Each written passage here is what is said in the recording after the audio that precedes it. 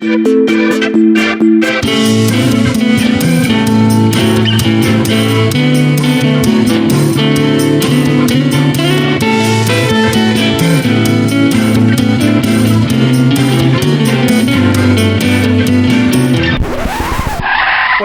what is this shit? Not safe for f***ing worker placement podcast. I flipped the board. I despise that game. Oh, that's not... Oh, wait.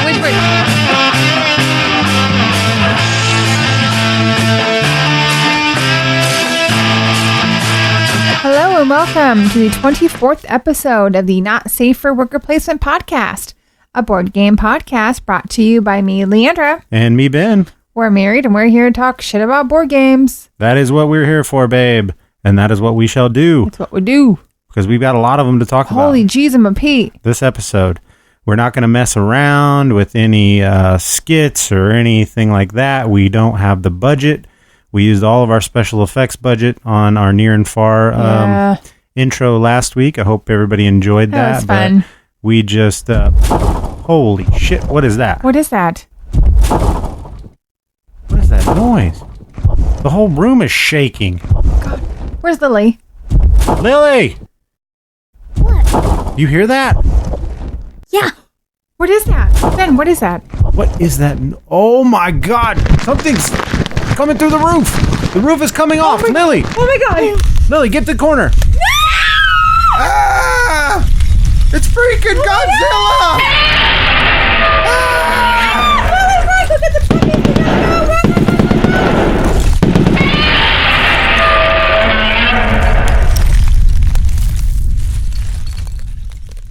Whew, sorry for that. God. Sorry for that interruption. Whew. There was a spider that crawled up on the table in the studio here. And, I don't do spiders. I don't know if anyone knows this about me, but I am deathly scared of spiders. I think we had a little overreaction.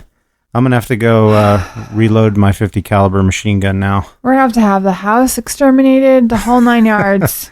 We already did have the house exterminated, babe. Oh my god. All right. Well, you know what the bonus of that is? At least it wasn't a brown recluse. Thank so, goodness. It was just a granddaddy longlegs. I really feel bad for shooting it that many times. Oh, poor guy. All right. So now that the smoke is cleared and the smell of gunpowder is in the air, we're ready for a great episode, right, babe? Yes. Plug and it what's up. the first thing we do? Absolutely. We plug it like the Hoover Dam, baby. We are going to tell you all the places that you probably already know about because you're listening to us right now. Don't really know why this is part of the show, but if you want more episodes of this and more pictures and whatnot of ours, go to www.nsfwppodcast.com or Facebook. You can get us NSFWP Podcast on there. Like us, and we would appreciate that. We post all of our episodes up there and pictures of what we've been playing. Also, if you want to follow us on Twitter, we're at NSFWP Podcast, and I'm at Meeple of Madness on Twitter. And we usually post up all of our episodes there and pictures and what we've been doing recently.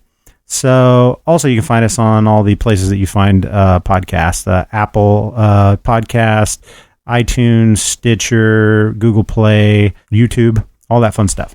So, that's it for plugs. Wrap it up. All right, and now before we move on to our main segment that we do every week, which is what we've been playing recently, we got something in the mail from the land of down under.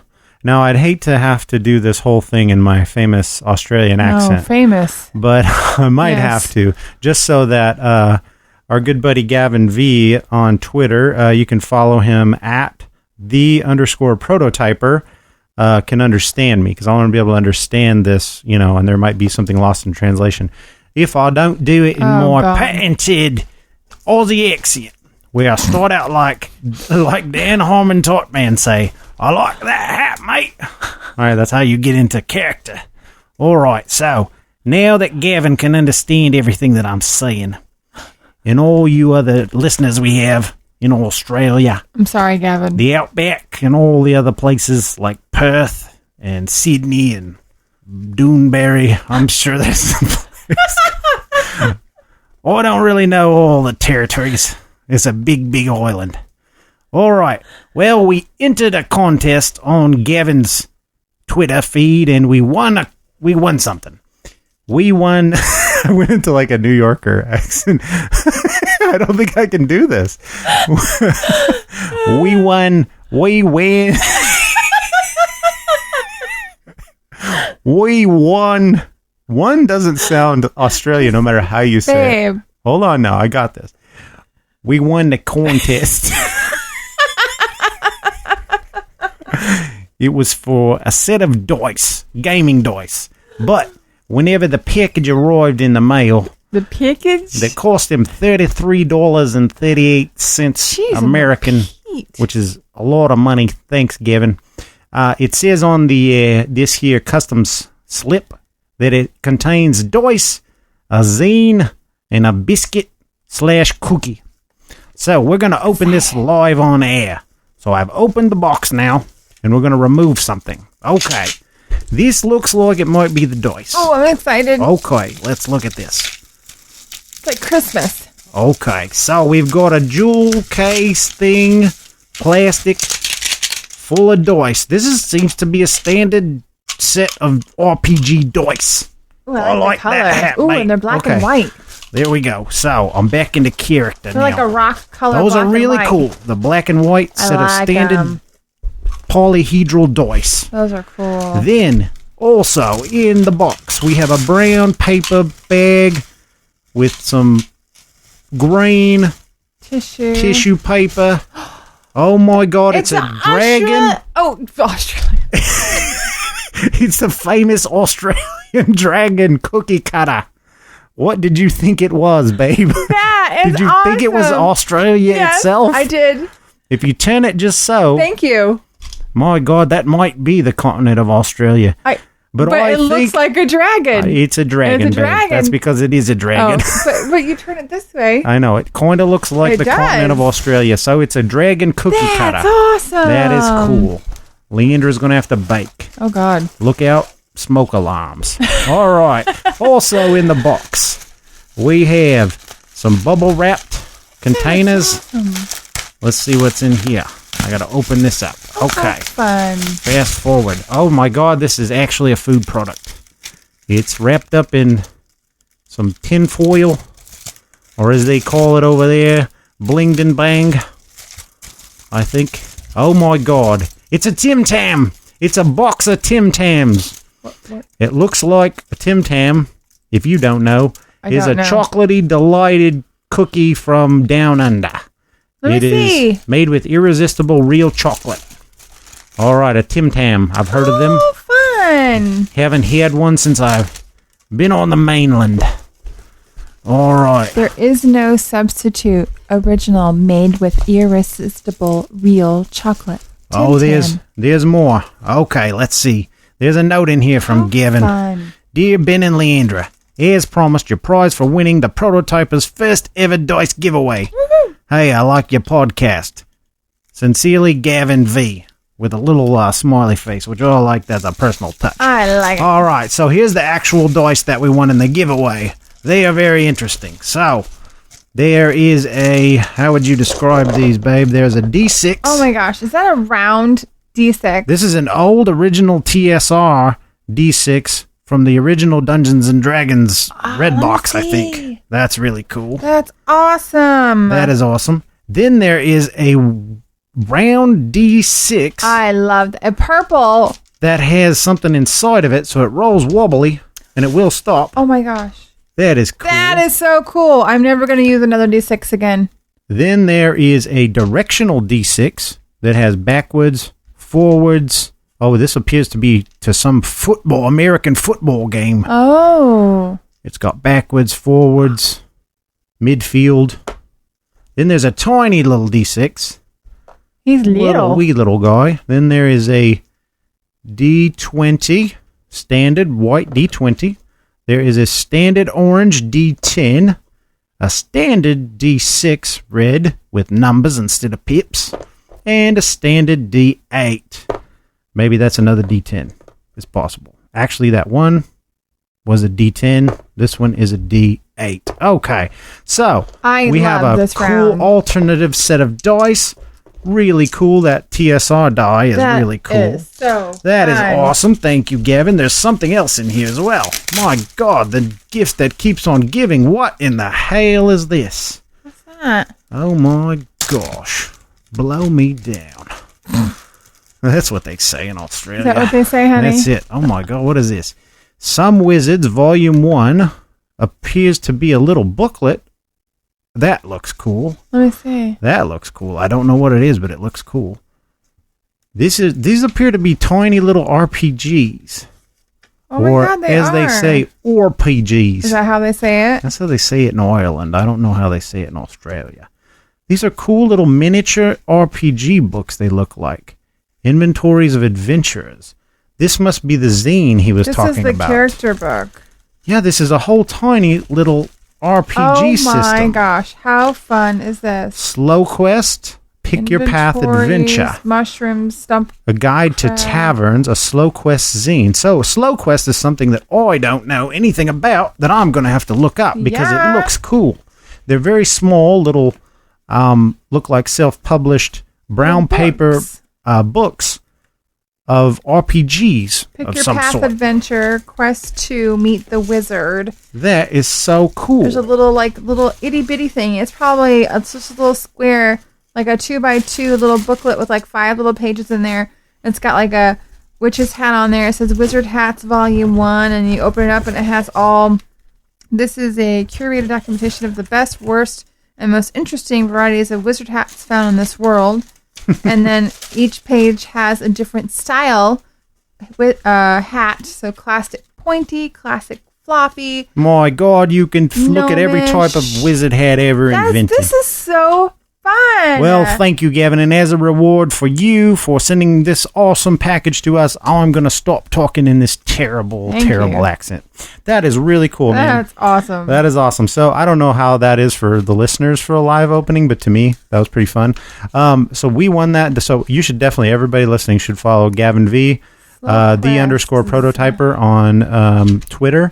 He's a cool guy, and actually I think the reason I started talking to him, which is interesting, is that he's got a prototype that he's working on for a worker placement style game, and he was talking to us about possibly taking a look at a prototype of that, and that's how we originally hooked up. And then I saw that he had this contest, and I just entered it, and what do you know? He said, this is totally random, and this has nothing to do with any like nepotism, so this wouldn't affect any review that I got, right? And I was like, no, absolutely not. No. You know, morals we don't have, but integrity we've got in spades. So, really cool. That was above and beyond what I would have expected from a contest like that. Gosh, that's awesome. So we've got a dragon cookie cutter. We've got all these new dice. That's awesome. And we've got some Tim Tams, man. Oh my gosh, I'm so excited. My daughter is going to devour those Tim Tams. I told her that there might be some snacks from Australia, and there she's like, can I have the candy? Can I have the candy? Can I have it? Have you opened it yet? Can I have it? So Lily's going to like tear into some Tim Tams.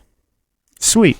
Yes, so thank you very much, again. Gavin. That's amazing. Awesome. All right. I'm seriously, this is mine. The round D6, that is so cool. It's mine. Yeah, that'll be yours. Well, we're going to have a chance to use that pretty soon, right? Yes. So let's get on to what we do at the beginning of every show normally, what we've been playing recently. So, babe. You just took my thunder. Well, your thunder was fizzling out the last time you tried it, so totally. let you do it. Ready? 3, 2, 1. What we've been playing recently. Yay! Okay, so what have you been playing recently? Oh, my Lanta. Our list is so long of our recent games. Started on. Okay, so we'll go from the most recent to, and then backtrack. So just last night, I was at my sister's house for my nephew's 21st birthday, and his favorite board game is Cash and Guns, which is not really a board game, but it's a game. It is. Party game. Yeah, it's a party game. So he loves this game, right? And, you know, there's no reason to explain it. Everyone knows how to play Cash and Guns. Maybe not. Maybe not. We've talked about it, but it's been a while. Cash and Guns is a party game designed by Ludwig Malblanc, a great designer. We talked about him on the last episode. It's basically about you've just robbed a bank or a museum or something, and you are all back at the hideout, about ready to split up the loot, but something's going down because you have styrofoam guns. Yeah, not everybody's trustworthy. This is the theme, and then tell them how it plays a little bit. And then the person whose turn it is gets to count 3, and everyone points their gun at someone, and you have these little cards in front of you that are click or bang cards. And so once you point your gun at someone, whoever's actual turn it is, can move one person's gun to somebody else. That's usually, the Godfather so you player. don't, get shot yourself. And you can lay down if you feel like you're going to get shot, or you can, go ahead and take one for the team. If you get shot, you don't get loot. If you lay down, you don't get loot. So the whole point of the game is to get as much loot as possible. Whoever has the most wins. So we've played this game several times, and Levi loves it. So we played it like 3 times in a row. So we ended up the last round. It was completely random, and it was so much fun. So what we did was we just shuffled our click and bang cards. And so we didn't know who we were clicking and who we were banging. We just would point, but we didn't know what was going to happen. Do we ever really know who we're banging? No, I don't think so. Anyway.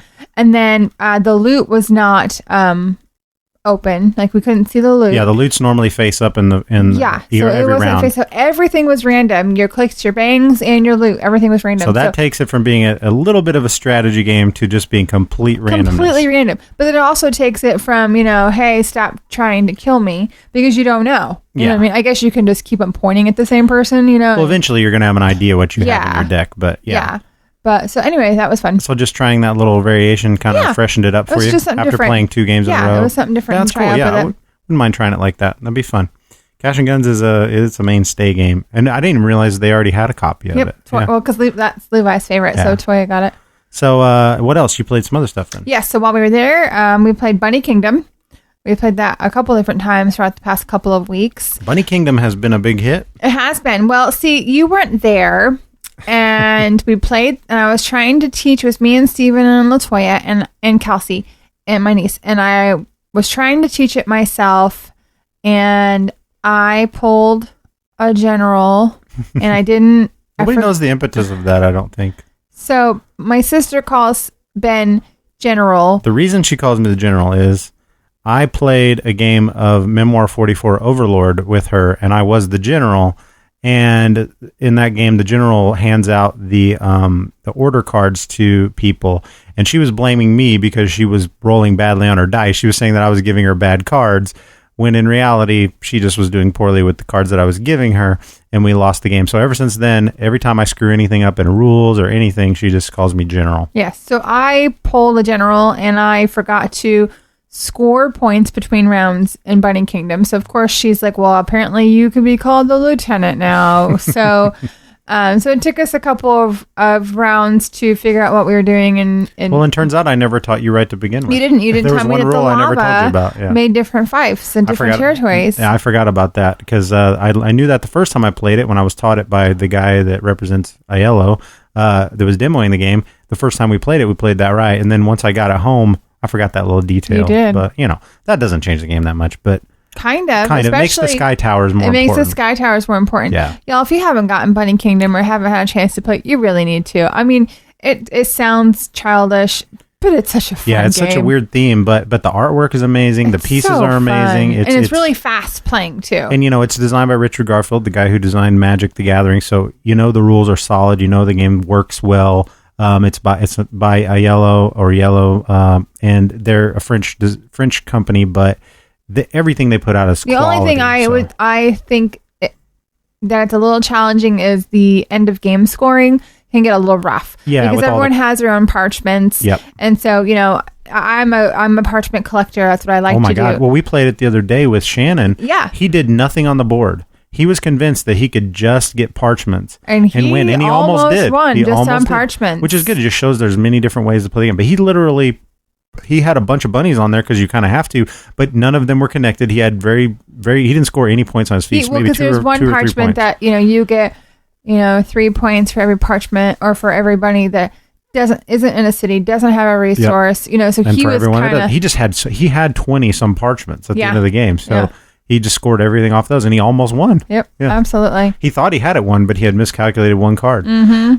So yeah, Bunny Kingdom, I agree, amazing. So, what else did you play that night? We played Mexican Train Dominoes. Yep, that's such an old game, but it's so much fun. Yeah, and we play that every time we're over there. Usually, I love it. I love it too. It's just the only problem I have with it is that it's depending on what numbers you play. It's super long. It is long. And it's fun for a while. If you're in for a game night with your family, you know what I mean? Yeah, myself, I would rather play, if I want to play something that long, I want it to be in depth. You know what I mean? Because Mexican Train is just it's so random that you're playing something. I like the game, but after hour 1.5 or so, I start getting kind of bored of it, So I like playing every other number or every third number or something. Yeah. Then it's good. But it's still fun, and we still have yet to buy a set for ourselves. I enjoy it. I don't know why you haven't bought us a Mexican. Well, because that's something special we get to do when we go to Toya's house. That's true, and we do have a few games to choose from. Yeah, so a little bit. No, if Mexican Train 300 is sitting right behind you right now. I don't know if Mexican Train would get out much here. All right, did you guys play anything else that night? Nope, that was it. Okay, so I skipped out on that because I had to work, and by the time I got there, I figured they would be done playing everything, and I guess they weren't. But anyway, I skipped out on that night, and I went ahead and went to my friend Catherine's, who invited me up because she was very excited because she had gotten her Kickstarter copy of Founders of Gloomhaven. Founders of Gloomhaven is from Cephalofair Games, designed by Isaac Childress, the same guy who designed Gloomhaven itself, Gloomhaven was the Kickstarter busting giant RPG in a box that weighs 150 pounds game that came out a couple of years ago. It went through 2 Kickstarter campaigns, made buku millions of dollars every time that he did it. And I played it before. It's a great game, but for us, Gloomhaven wasn't something that I ever wanted to get because I have so much D&D crap that if I want to play an RPG, we can whip one up and I can use the stuff I already have. Gloomhaven is more RPG in a box. It's probably the best one ever done, but it's hours and hours and hours of gameplay and months of gameplay. It's one of those games you set up, kind of like Near and Far that we did. You set it up, but then just plan to leave it there for 6 months because you're not going to want to put it all away and you're not going to want to get all that back out, and it's going to take that long to play through the campaign. So that didn't interest me. Now, Founders of Gloomhaven is a Euro game based in that same world about building up the city of Gloomhaven, which is where everything takes place in Gloomhaven, or where it starts out anyway. It's how to explain it? It is a city building game. You have to control resources. Each person has asymmetrical powers because you're a certain faction of like race, and you have a special ability, and everybody starts with 2 different resources. And nobody else will ever own those resources throughout the game. They can buy access to them from you, but you will be the only person that has them. So let's say I had livestock and food. So I can put out my livestock and food throughout on the board up to like 4 times a piece. And then if anybody else needs them to make other things, they've got to pay me in order to get access to that resource.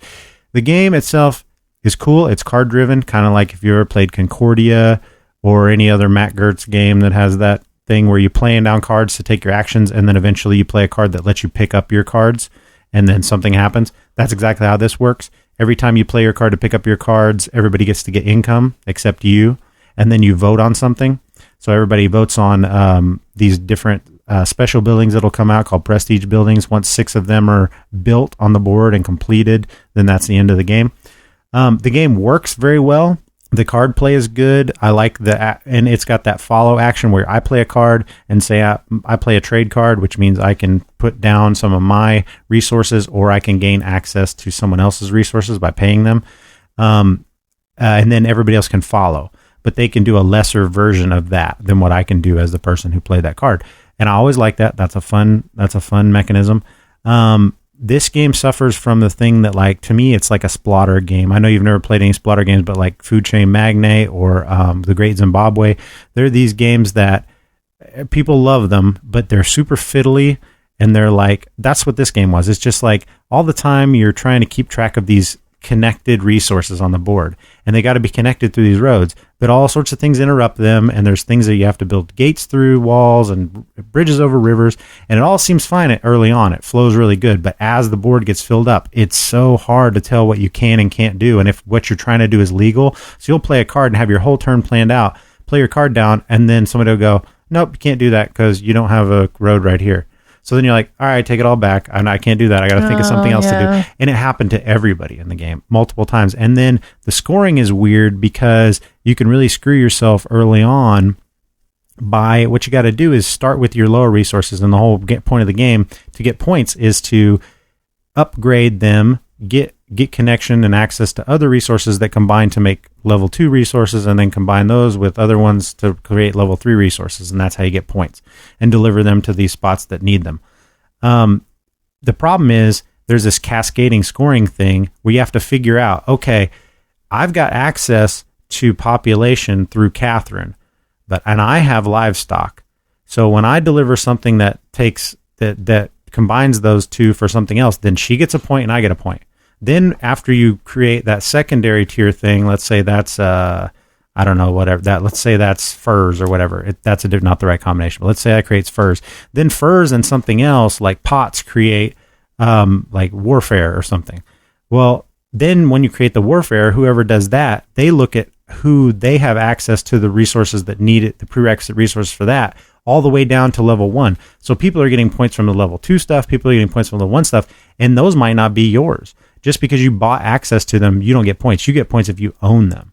So if you're not careful, you can do a move that scores you no points and scores everybody a bunch of points. Well, that's bullcrap. And it's something that you want to do because of something else you want to do, but you score no points and everybody else scores points. The guy who won the game... But then the other people are doing the same thing. Yeah, they're doing the same thing, but if you don't realize that's how it works, you could really get behind early in the game. We were really close in the game. I think the end score ended up... the ending player got like 60 points. I think I ended up with 40-something, and I was last, and then the other two were in the middle of that. So there's a 20-point spread, but up at around the 20-point mark, everybody was bunched together. So he took off by other people doing actions. He was scoring all the points on other people's actions. And I kind of felt like, not that he wasn't playing well, he was obviously, but I kind of felt like he was doing it on accident. Like he didn't even realize he was doing things that were going to set him up so good, you know? I really don't think he did because it was everybody's first game. It just turned out that way. And in pool, that would be called sloppy, and he wouldn't get points for that. Right. But it wasn't pool, man. It was Founders of Gloomhaven. So I would say I had fun playing the game. As it went on, it was about 3 hours. It'd probably be about 2 normally. As it went on, I started thinking, though, this is getting too much to keep track of. There's too much on the board.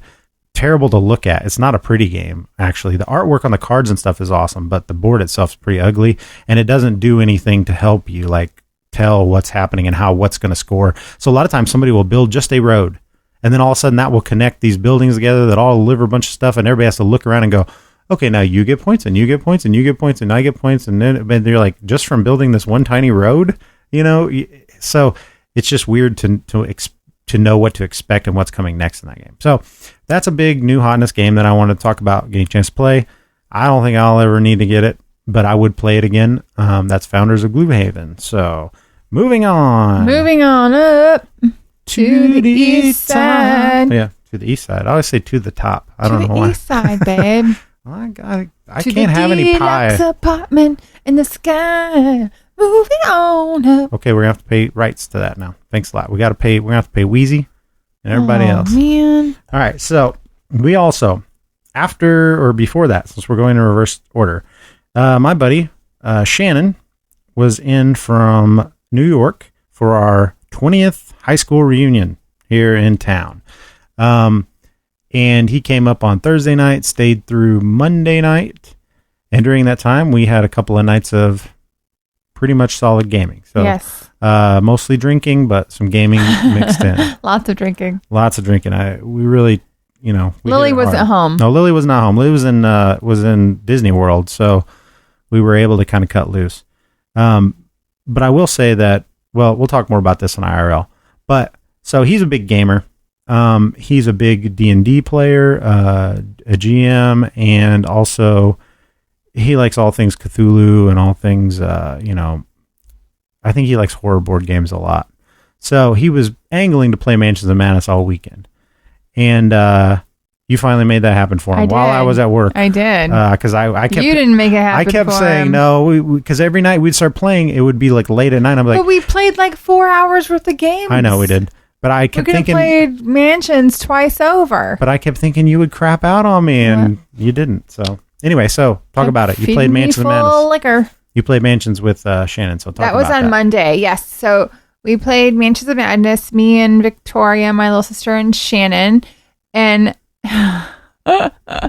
so, first of all, Ben, which we've talked about before, is so very particular about his board game. So everything has its right spot. Everything has to go back in the right bags. Everything has to be separated. Some of the cards are sleeved, yada, yada, yada. Shannon comes in this place. Ben's at work. He literally dumps the box on the table, and we just scatter it. I was like, oh, shit. You start sending me pictures, and she's like, he sets up a little differently than you. we had fun, but half the game was us trying to find those effing zombies, because they're on mansions. They're just like little names on the bottoms of their little stands. They're in their own little bag. But when you dump them all, we didn't dump them out of the bags, but like we dumped all the bags. Yeah. There's like 30 bags with different kind of things in there. So, and then like all the little wooden pieces or the cardboard pieces, they poof.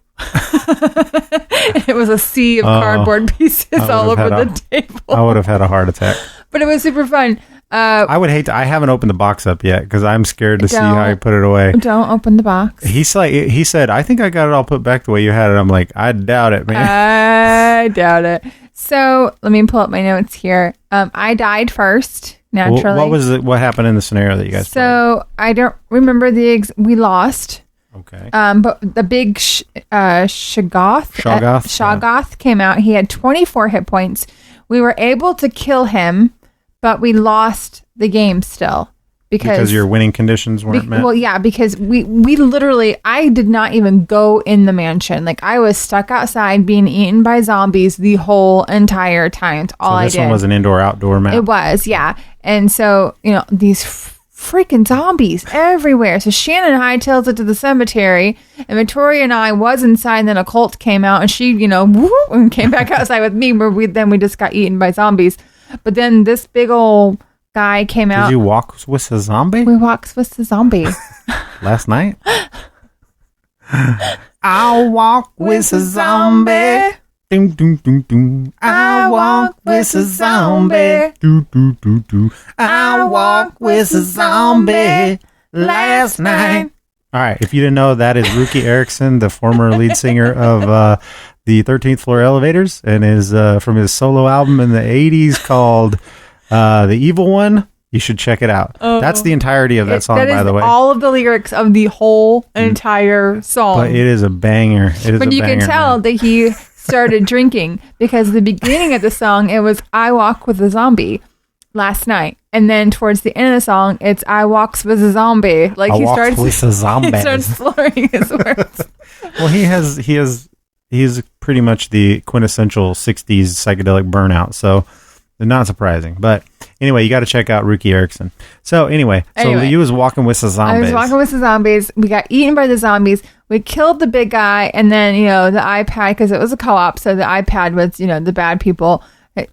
Pretty much just said, way to go. You've now been eaten by zombies. So basically, you took too long to do whatever you're supposed to do, and we killed the bad guy. But then we got eaten. I'm surprised that didn't end the game, because usually just what you got to do is defeat the big guy, and you I win. know, normally, yeah. That didn't happen. No, not at all. Looked like you guys had fun, and he was angling. That was his last day. Pretty much his last day here, and so he had been trying to play that the whole time, and I kept putting him off.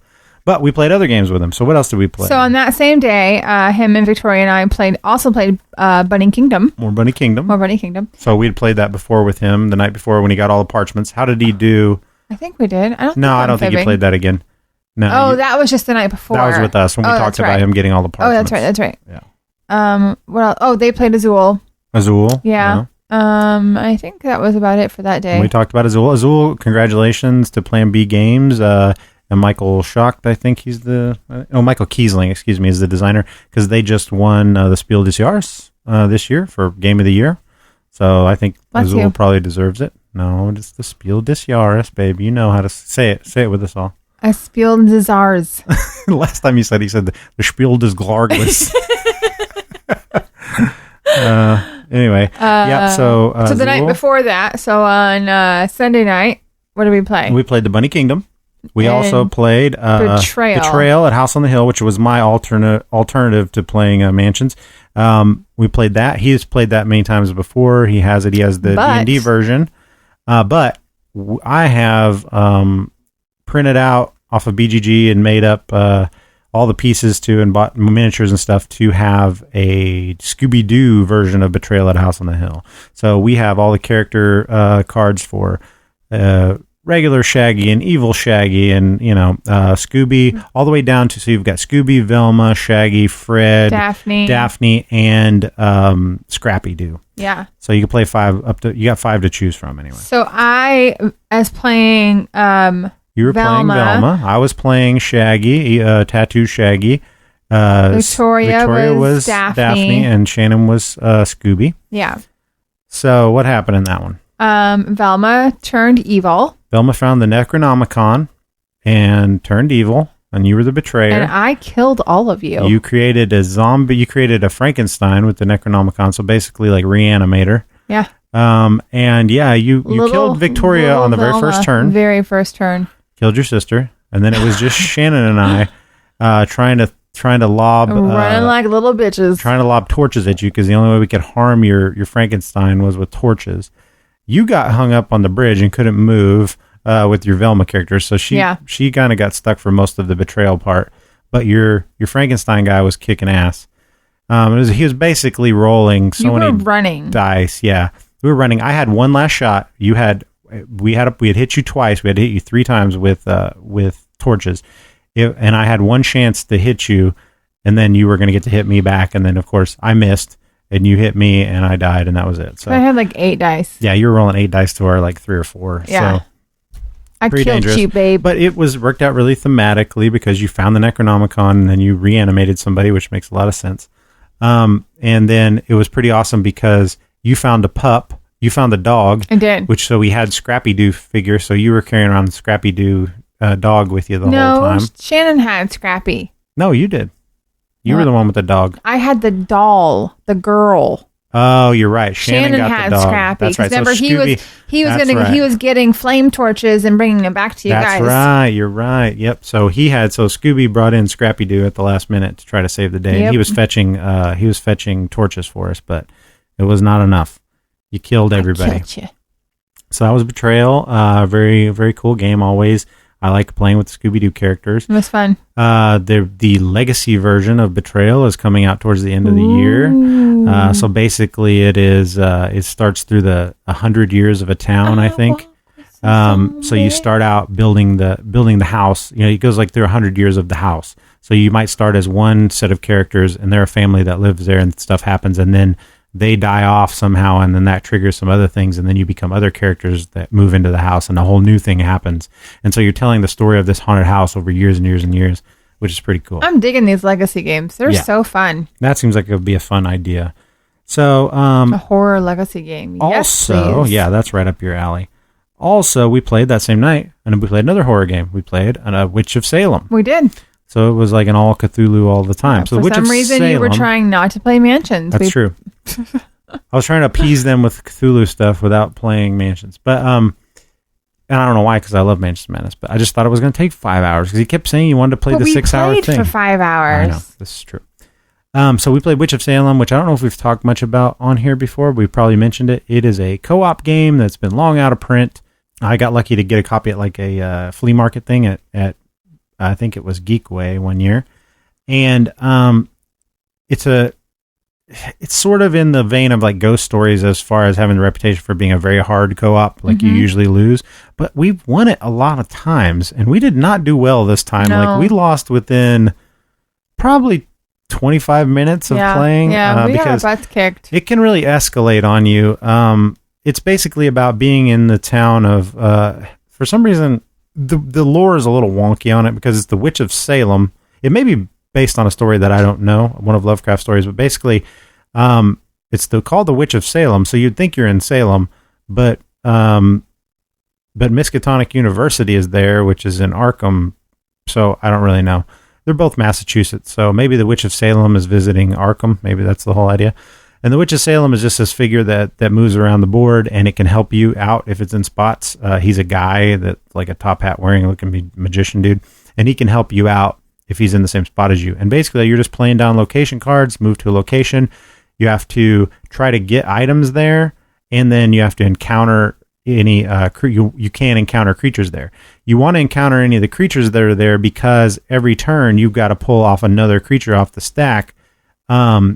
And if anything comes up double, if you draw one that's already out on the board, then it activates and it does bad things to you really fast. So if a couple of them activate in a row, so if you don't deal with them by getting them off the board, then they're going to activate really fast and take you out. And the whole point is to eventually get up and reveal all the great old ones until you reveal the last one, which is in Relie. And it's, could be Cthulhu, could be Yog-Sothoth, could be Shub-Niggurath, and all other racist names that you could say. Could be any of those. But once you reveal that last one, then you got to get to the thing. It's got this kooky deal, though, where it's cooperative, but you have to check out these gates, right? And they're face down. And you have to use items to look at them, but only you can look at them, and you can't tell anybody whether they're gates or not. I didn't tell you. But Leander totally cheated right off the bat. First thing, right after talking about how you can't do that. And she's already played this game several times. I didn't tell you. But she just basically says, I said, so it's either a brick wall or it's going to look like this thing, because it's going to look like this gate that's already on the board. And it doesn't look like, she goes, what if it doesn't look like either one of those?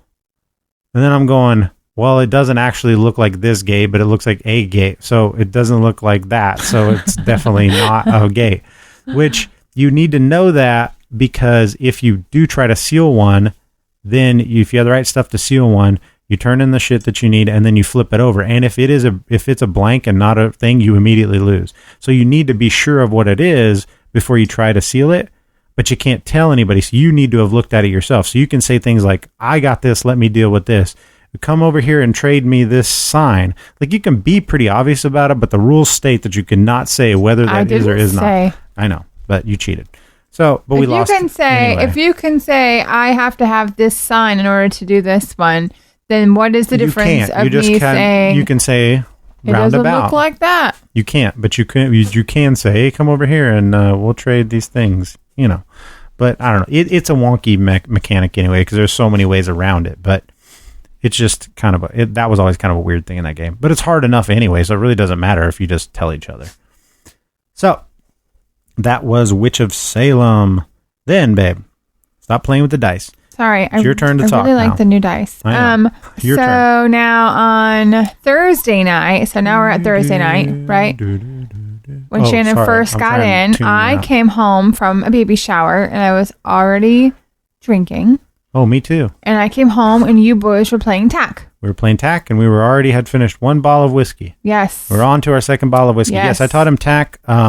Tack is it comes from the Patrick Rothfuss books, The King Killer Chronicles. It's an abstract game by Cheap Ass Games. It's my favorite abstract game. Beats the hell out of chess. Plays super fast. I don't like it.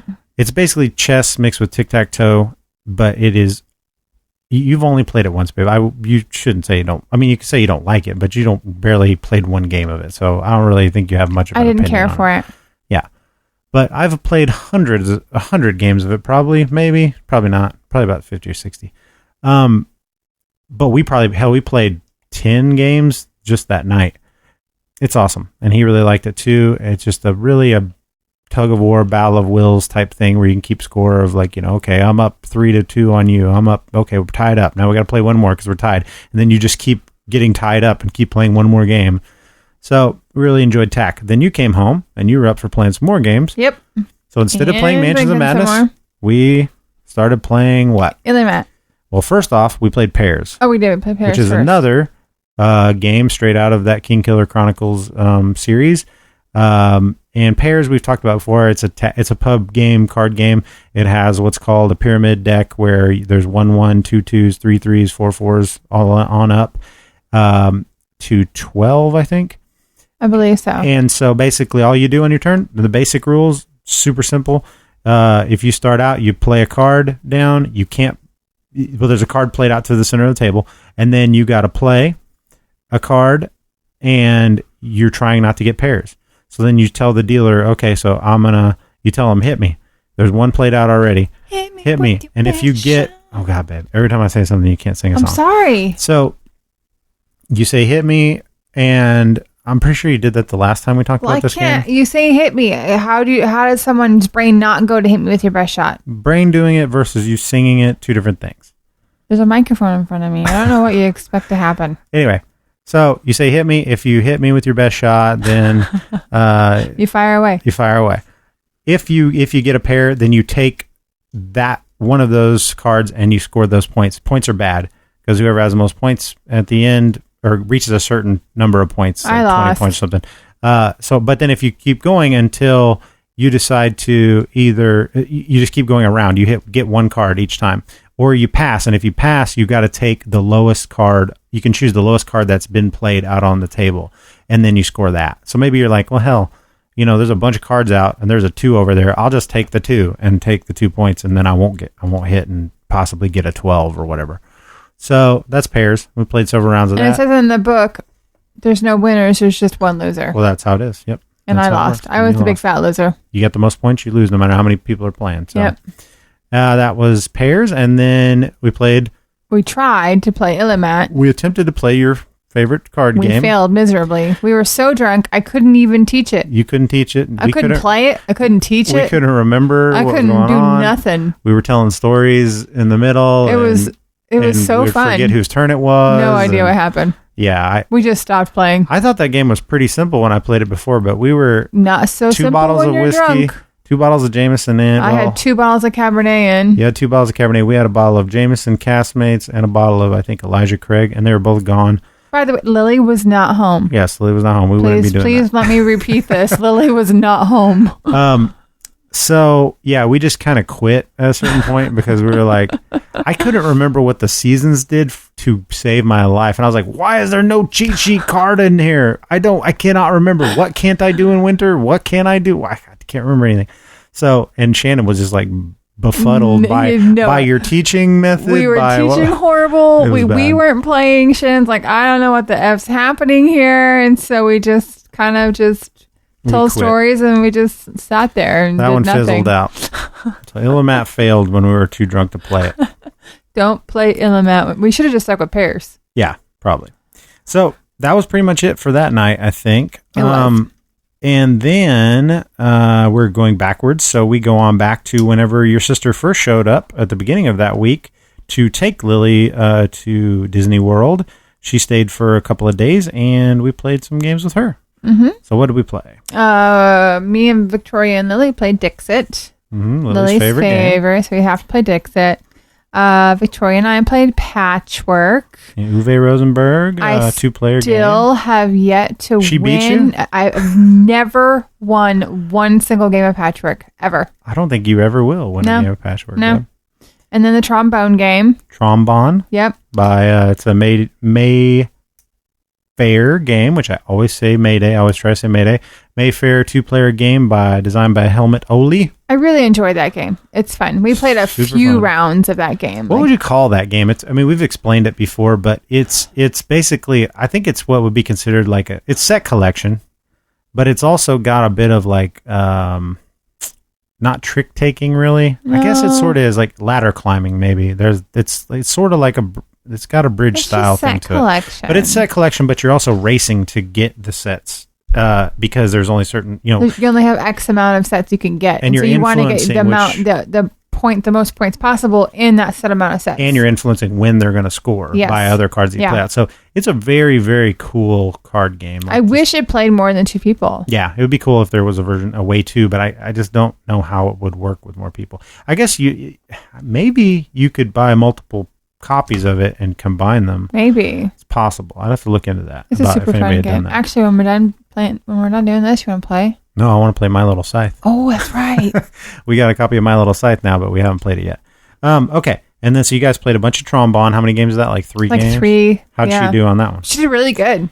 Your sister turned out to be a shark, because then we played Viticulture. Well, first we played Lords of Waterdeep. Yep. We brought out Lords of Waterdeep with her because we're like, she doesn't play a lot of games. And this was my first game that introduced me to board games, was Lords of Waterdeep. Mm-hmm. So it has a little special place in my heart. I was like, well, how are you with rules?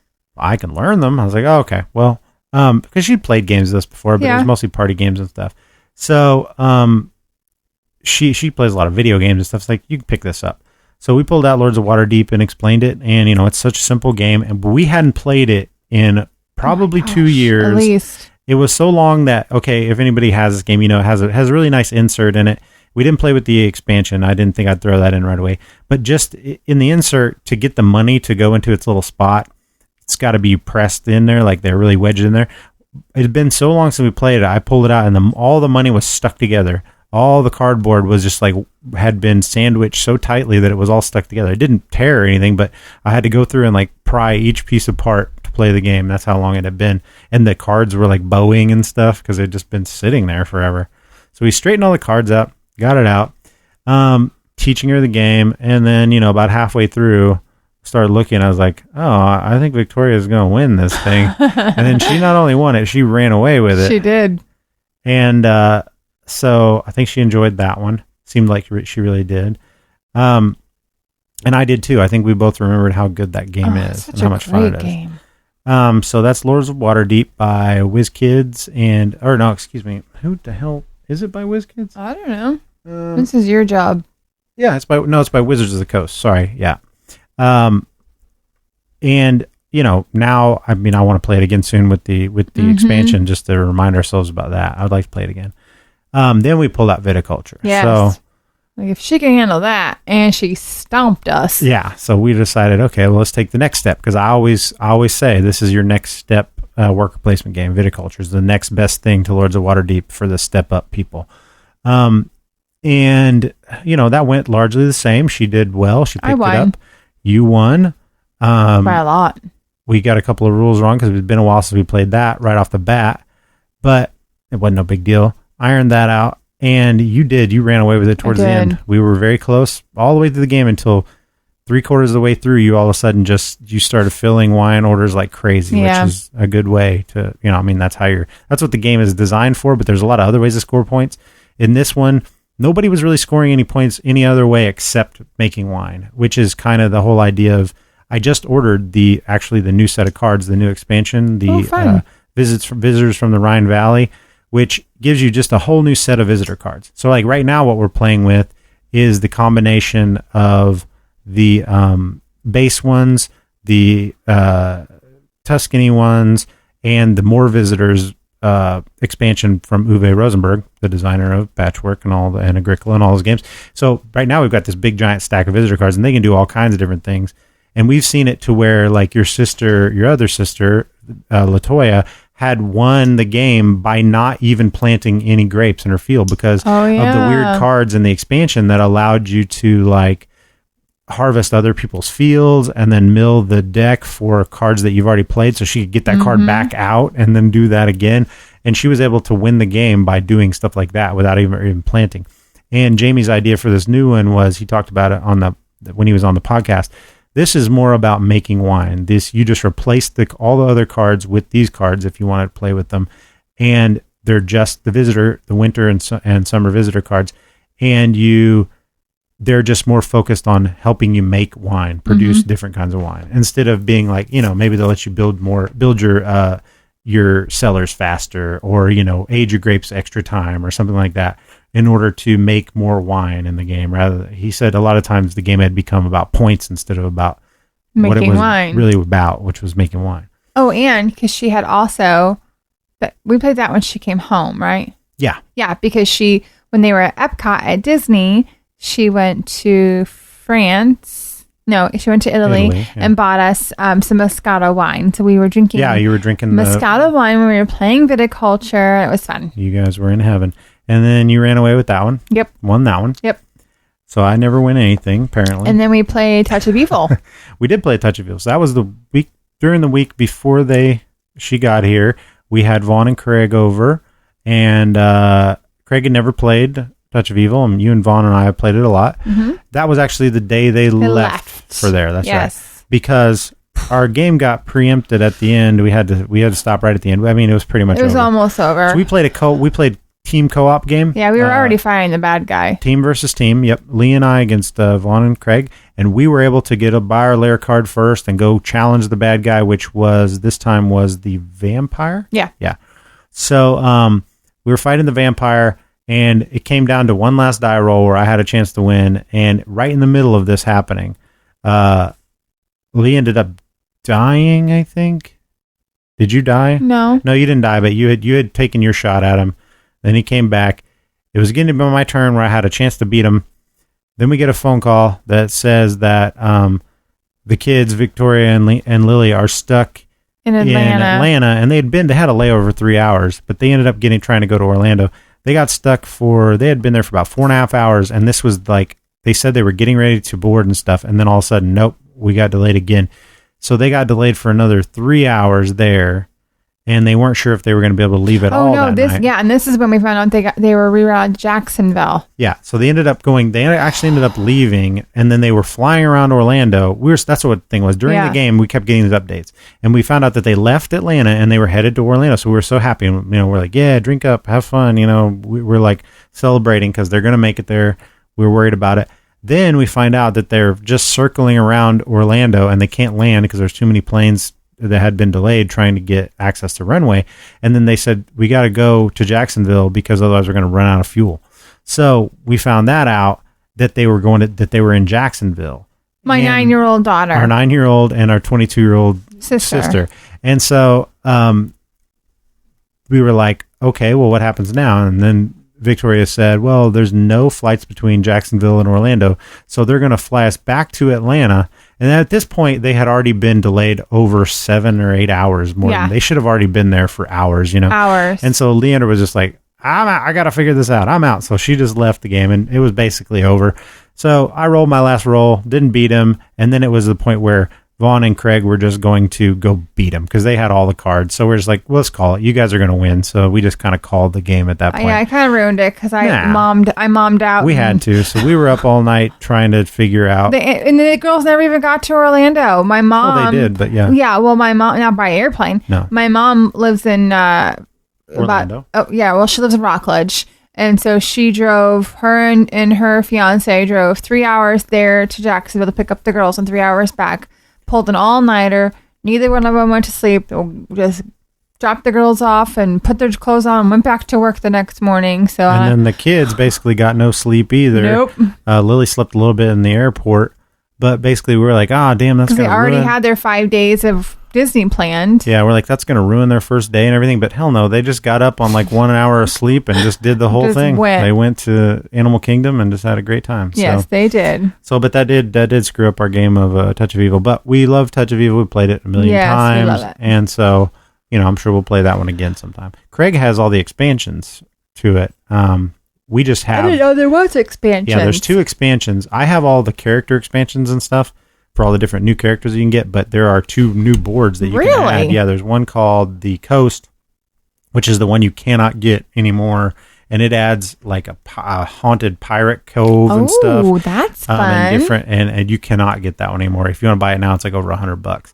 And then there's another one that you still can buy. It's called Something Wicked This Way Comes, and it adds a part to the west half of the board, and it's just like, I think it's another town or something. And it adds some more places you can go and some more bad guys and enemies and stuff like that. So Touch of Evil is always great. Yes. So now. And before that, Steven was over and Vaughn was over. And we played Carthage again. We said we would play it as a 4-player game. Yep. So Carthage was a game we reviewed last episode by S&S Creative. And I wrongly said, because I'm not good with history, I literally was listening to a History of the World book the last week. So I was like, I kept saying Carthage was like Roman gladiatorial stuff, which, I mean, in a sense it is. If you know what Roman gladiatorial battles are, you'll understand the concept. But Carthage was a whole different city around then, before Rome was even completely an empire. Carthaginians were known as, they were a more powerful city-state than Rome itself. Anyway, so this is apparently, obviously based in Carthage and not Rome itself. I didn't really know there was a big difference. Apparently there is. Were you corrected? Well, I corrected myself. Oh, okay. I am literally correcting myself right yourself. now. I thought maybe someone corrected you. No, I corrected myself by reading a goddamn book. So anyway, you read a book? We had said, or did you listen? Oh, it's the same difference. It's not the same. Why, you don't think I can read? I know you can read. Yeah, so it's the same difference. I don't have time to read. I have time to listen. I'm very envious that you get to listen to books. Well, stop making fun of me then. I'm not making fun of you. You big poopy head. I'm not. You poopy head. I'm going to tell Mom. So, what did you think about playing Carthage? Carthage 4 players.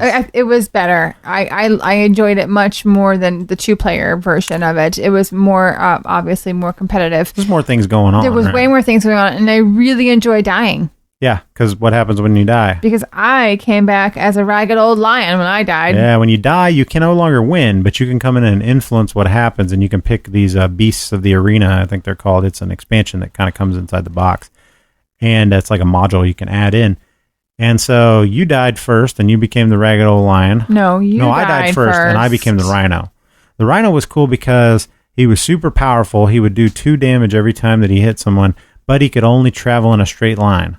So if you could maneuver away from him, but I could move up to like 4 or 5, but I had to move in a straight line. And then what did your lion do? It just did hardcore attack, I think. Yeah, he just had a good attack. And my notes here say, because I took notes same day, Vaughn won by being a little scared bitch. He did. He ran the whole time. He just stood in the corner and got valor and never fought anybody until everybody else was dead. And then he came up and was like, poke. I won. You asshole. But I guess that's something you can do. We let him do it. Yeah, it worked. He won. Yep. All right. So the last one on our list, we played that same day as Carthage. Yeah, we did. Rising Sun. Yeah, so this is the big daddy, and we kind of want to go into Rising Sun a little bit. All right. So Rising Sun was a big giant Kickstarter for Simon Games last year, and I originally, designed by Eric Lang, who did Blood Rage, and you've never played Blood Rage before either. I think you'd like Blood Rage because, you liked Rising Sun, right? I did. But Blood Rage is kind of a quicker playing, more simplified version of it, which was good, but I prefer this game, having played it now, much, much more than Blood Rage. But I initially was like, I was in on the Kickstarter for the whole shebang, right? And right at the last minute, it was one of those things where I was looking at it and I was going, now, okay, this was before we got into Scythe, and stuff like that. And I'm like, am I going to get this game out ever at my house? I was thinking, that's $100 and some I'm getting ready to spend. I could buy 2 games right now for that are out that I want to play, that I know I can get played. Or do I want to buy this big, beautiful, awesome game with all these miniatures that's just going to sit on my shelf because Leander hasn't really shown any interest in these type of games, and I don't think I'm ever going to play it, So, and it's a 3+ player game anyway, so we're going to have to get somebody else in on it. So I backed out last minute. And then I was kicking myself the whole time, but I was like, no, good decision. I don't need it. Then right when the Kickstarter released a little while ago, a few months back, and people started getting their orders, I went up to my friendly local game store, Metagames, and I played it with some people. And I knew right away, I was like, God damn, I should have backed this game because it's awesome. I got like 3 turns in. I was like, I like everything about what this game is doing. It's so much improved on Blood Rage. And I have like, he's one of those designers too that iterates on his games. Eric Lang has designed lots of games in this style, area control type games. He started with Chaos in the Old World, and then a game called Asgard, which ended up being Blood Rage later on. He changed the rules, and this is basically Blood Rage was amalgamation of those 2 games, and this is just that plus like the Game of Thrones game thrown on top of it with the manipulation and the alliances and stuff. So anyway, I played it. I was like, damn, wish I had it. Don't have it. Too bad. I got a call from somebody from the game store the next day, and they said, hey, somebody told me you're interested in a copy of Blood Rage. We got somebody that pre-ordered it with us, the Kickstarter version. And Blood Rage or Rising Sun? Excuse me, Rising Sun. Oh. Thank you. And they're like, we've got a copy that this guy's not claiming. He's not coming in to pay for it, and he's not picking it up. So if you want it, you can get it for $100. It was less than I would have paid on the Kickstarter for it. So it was the Daimyo pledge and sold. Yeah, with the 3 expansions and all the Kickstarter exclusive stuff. And I was like, hells yeah. So there's only one thing that I didn't get with it that you can buy now, but I'm also kicking myself for that. There's 2 more clans that you can get for it. There's a Sun Clan and a Moon Clan, and they have extra monsters that only they can get and nobody else can get. But they're a little weaker in other ways. I want the Moon Clan. I know, they're cool, but the problem is you can buy the expansion now and have all the miniatures, but like the little alliance tokens, the little things, they're you can only get the cardboard of those, and they're strongholds. Oh, they're not the big plastic Their pieces. strongholds are not plastic either. They're just cardboard things because those are the Kickstarter exclusive part. And so I looked on eBay to just try to get the plastic pieces, which is the little one half of the yin yang, and their strongholds for those clans, going for over $100 each time. Oh just my the goodness. thing, not even the actual, not the miniatures or anything, just the figure, just the strongholds. So anyway, that's a long way around saying that I got a hold of it. And then it sat here for a while, and I got it all out, and I looked at it, and I said, isn't this so cool? But still, when are we going to play it? Because we were, at that point, you were really into Scythe and everything. I was like, I think we can get this played. Yeah. Because it's very similar. Got a similar feel to that. If you're up for dudes on a map game, this looked like, It you know, is. It it's going to is be an awesome similar one. to that. So we finally got it to the table. And I thought you would like it. I thought you would get it right away, and because it's very simple. So you want to talk a little bit about your first impressions of seeing the board and what it looks like? Beautiful. So what It's strikes beautiful. The colors are gorgeous, and all of the miniatures and the yin and the yang thing. I mean, it's just a beautiful, beautiful board. you? Yep. It's art by Adrian Smith, who did the art for Blood Rage, and he's an excellent artist that apparently Eric Lang just really likes working with. He's working with him on his new Cthulhu game. But yeah, it's got that watercolor palette, so it looks, everything's kind of washed out. But the board is beautiful. It's a board representing ancient Japan. And just having all of those miniatures at your disposal is so fun. I understand cutting costs and having the cardboard pieces and stuff. I totally get it. And it doesn't take away a game plays. But when you have the miniatures for everything possible, every monster, every character, everything, it just makes the game so much more interesting, and so like you're really in it. Like It's a when cool you thing. stick this big, huge, ugly guy in the middle of the thing, like, holy shit, look at this guy, Or when somebody buys a monster and then you're like, whoa, look at that thing. You go pull them out of the box and floop, floop, Yeah. like that's just so much fun. So, yeah, I get that same feeling of, I guess it's just kind of like an elitist thing, but it's like the same thing of playing Scythe with, when we had the miniatures painted and we've got the upgraded resources and stuff. When you have all that crap that's available for a game, and in Scythe's case, I had to chase all that down because I didn't do the Kickstarter there either. This time I was happy that I did the Kickstarter and we just have all the crap, I did buy the upgraded coins. That's one thing that didn't come with the pledge, was the metal coins, but I got the metal coins. So all that leads to a great presentation, right? It's beautiful. It takes up the entire table. The whole table. And actually an extra table. I had to put a little table on the side to hold more monsters. So we've got so many monsters, so many gods, so many everything. And it looks very intimidating. Like if you look at the board, you're like, damn, this is going to be a complicated game. Yeah. But the truth of the matter is that the gameplay itself, pretty simple. It is. It's and we'll talk a little bit about how it plays. Basically, you play 4 seasons in the game. You play spring, summer, fall, and winter. Winter is pretty much just the last scoring. That's all that really happens in it. In every season, you put some season cards out for that particular season, and that's going to have some stuff that will allow you to do some rule-breaking stuff and some in-game scoring and some monsters and stuff that you can recruit. And those just go out. The number of those go out equal to the number of players you're playing or whatever. Or not equal to, but just a certain number of them depending on the number of players. And then you got your actions that you take.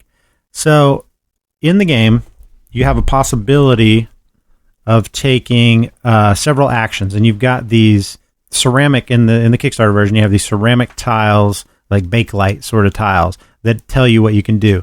And there's a whole stack of them. I think there's 2 of each one, so there's 10 of them, I believe. And you take 4 of them on your turn. So let's say we've determined turn order, and we've got our clans. Well, let's talk about the clans. So Yeah. that's because that's a big part of it. It's a huge part. Very asymmetrical. So we all picked our clans. Actually, I just picked out clans for everybody because I was like, I wanted to cut down time. I had the whole game ready to start playing when we came in. So you played... I played the koi. You played... No, you didn't. You played the bonsais. Oh, the bonsai. Yep. You played the bonsais, the yellow clan. Yes. And so you, based on the clan that you pick, you have a special ability. Yes. And My yours- special ability for the bonsai was the max amount I would pay for any of the special cards. Anything. Anytime you had to or pay anything. was only $1. Except for paying people for what some will talk about. Yeah, if you're buying anything, you paid $1. I paid $1, which was huge because that's a lot of this game is buying gods and buying powers and yada Buying yada monsters yada. and stuff.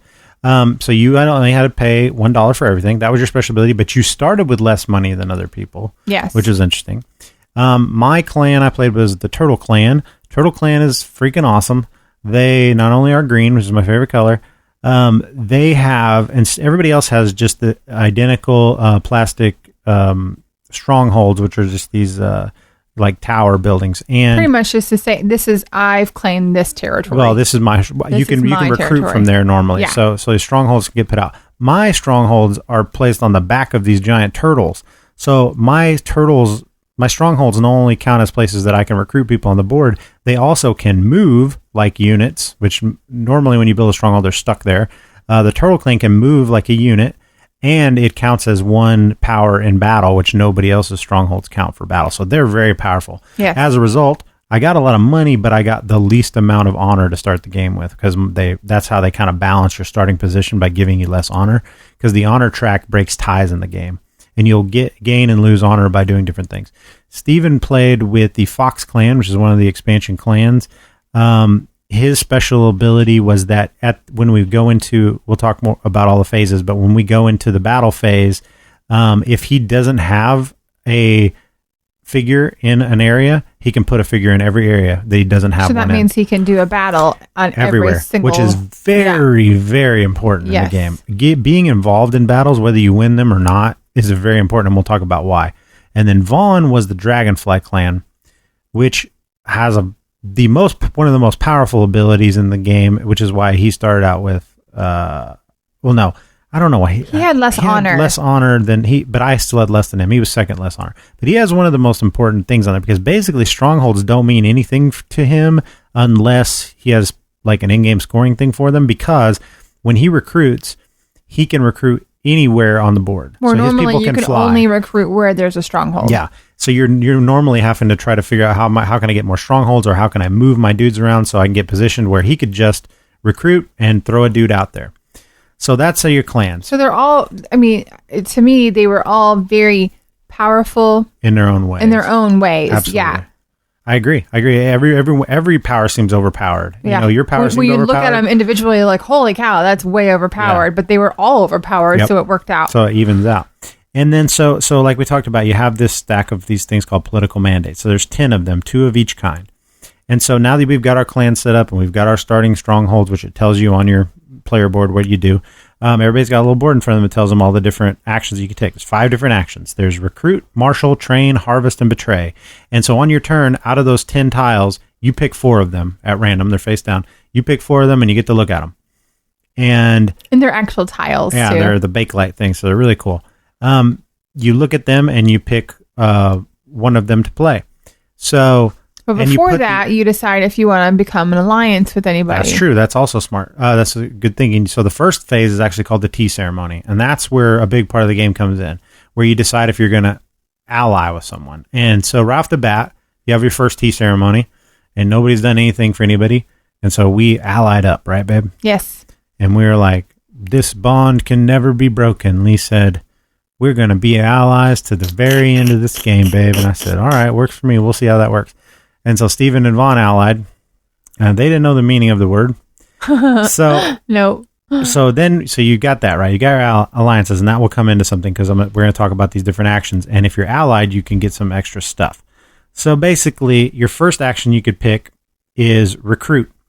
When you recruit, all players summon one figure to at each of their strongholds. So if you have multiple strongholds, you can get multiple people out. Or instead of putting someone on a stronghold, you have 3 different types of figures. You have Bushi, Shinto, and Daimyos. Bushi are just your regular warrior dudes. Your Shintos are your priests, and they can go worship at the idols of the kami, which are the gods. So they can go worship at their temples, I guess, which are a different spot on the board. And then that's kind of an area control thing too. It's like more spots on the map, because whoever has the most Shinto on those whenever the seasons hit a certain spot will get a special ability from the god. And we played with the Kami Unleashed expansion, which allows you to get a figure for the gods and a special ability and all this other shit too. So you can either put out a Shinto or summon any figure, your daimyo or your bushi. Daimyo is interesting because he's the leader of your clan. He's immune to all special powers on cards. He can't be taken hostage, and he can't be killed by many effects on cards and stuff. They're just immune to all that crap. So that's how you get people on the board. Now, if you're allied and you play this, you play recruit, then you and your ally get to summon an additional figure. So you're going to get one more person than everybody else gets. So that's one reason to be allied. Then the second ability, your second political mandate you could do is marshal. When you marshal, everybody gets to move each of their figures that are on the board across one border or one ship route, which means you can basically make one move with everybody. And so there's ship routes that connect almost all Pretty of the much, things not together. everything, but there's a few spots in the middle of the board where you can kind of get hemmed in. So that's how you move your people around. It's pretty simple. But if you're allied, you and your ally may also build a stronghold for 3 coins. Which mine only costs 1. Which yours only costs 1. So that part is good for you to be allied. And strongholds are good for me and you, because strongholds for me are awesome because I not only can I recruit where they're at, again, they can move, and they're also just like having extra figures out there for me. For you, it's good because then you can recruit in more places. And then the third one is train. When you train, all players buy 1 available season card and pay its cost, which, yours is always 1, no matter what its cost was. And so that's how you get these special abilities that are going to be stuff throughout the game, which will be like every time you recruit, then recruit an additional figure. The so monsters it's almost are up there too. And that's where your monsters are at too. So you can pay the money to get the monsters, and then you get the monster figure, and you can immediately place them down somewhere where you have a stronghold. On your side, they can start kicking butt. Yep. And then from the rest of the game, once you have a monster, you have them for the rest of the game. So it's good to. He might not be on the board, but he's still in your possession. Yep. And if you don't recruit the monster from that season, they're gone, because once that season is over, all those cards are discarded. So you'll never get to recruit that guy again. And then if you're allied, whenever you train, you and your ally pay $1 less, which means Leandra can get shit for free. She can get stuff that costs. She can get anything for free, basically. The bonsai one, yeah. If you're allied and you're the bonsai clan, you can get anything for free once that happens. And then harvest is the fourth one. All players collect their income, which is just on your player board. It shows your starting income. So when you harvest, you collect your... No, I said that wrong. No. That only happens at the beginning of the thing. You just get $1. Everybody gets $1. No, it was where you had your stronghold, and then they had that special little... No. That's true, but that's the second part. Everybody just gets $1. First thing that happens when you harvest. Then you and an ally collect the resources from from provinces where you have the most power. So then each province has this little bubble around it, or on the outside of it, that says what its resources are. So it could be victory points, money, honor, money. That's what the 3 things I think it can be. And in any combination, so like one of them has like 4 victory points on it. So just by so if I've got 3 power there, right then, no fight happens, nobody dies or anything. You just look at who has the most power. So harvesting is great to do when you're allied. But that's a big thing that you and I did a lot of that they weren't able to do because they played the 5th option a lot, which betrayal. We didn't play very often. One time. Somebody played it. So it's betray. So when you play your betray mandate, you only replace any 2 figures of same or different players on the map with one of your own. So you're going to pick up 2 dudes off the map. Then you break your alliance. And then if you're allied, you break it, which loses honor. You have to lose an honor for doing that. Vaughn and Steven did it that on the first turn. every time. They broke their alliance immediately. And then I'm like, well, who are you guys going to ally with? We're allies over here. We're strong. We're sticking strong. What are you guys going to do? I don't know. We'll probably just ally again at the beginning of the next round. And they did. And that's what they did. And they broke it about 3 or 4 times throughout the game.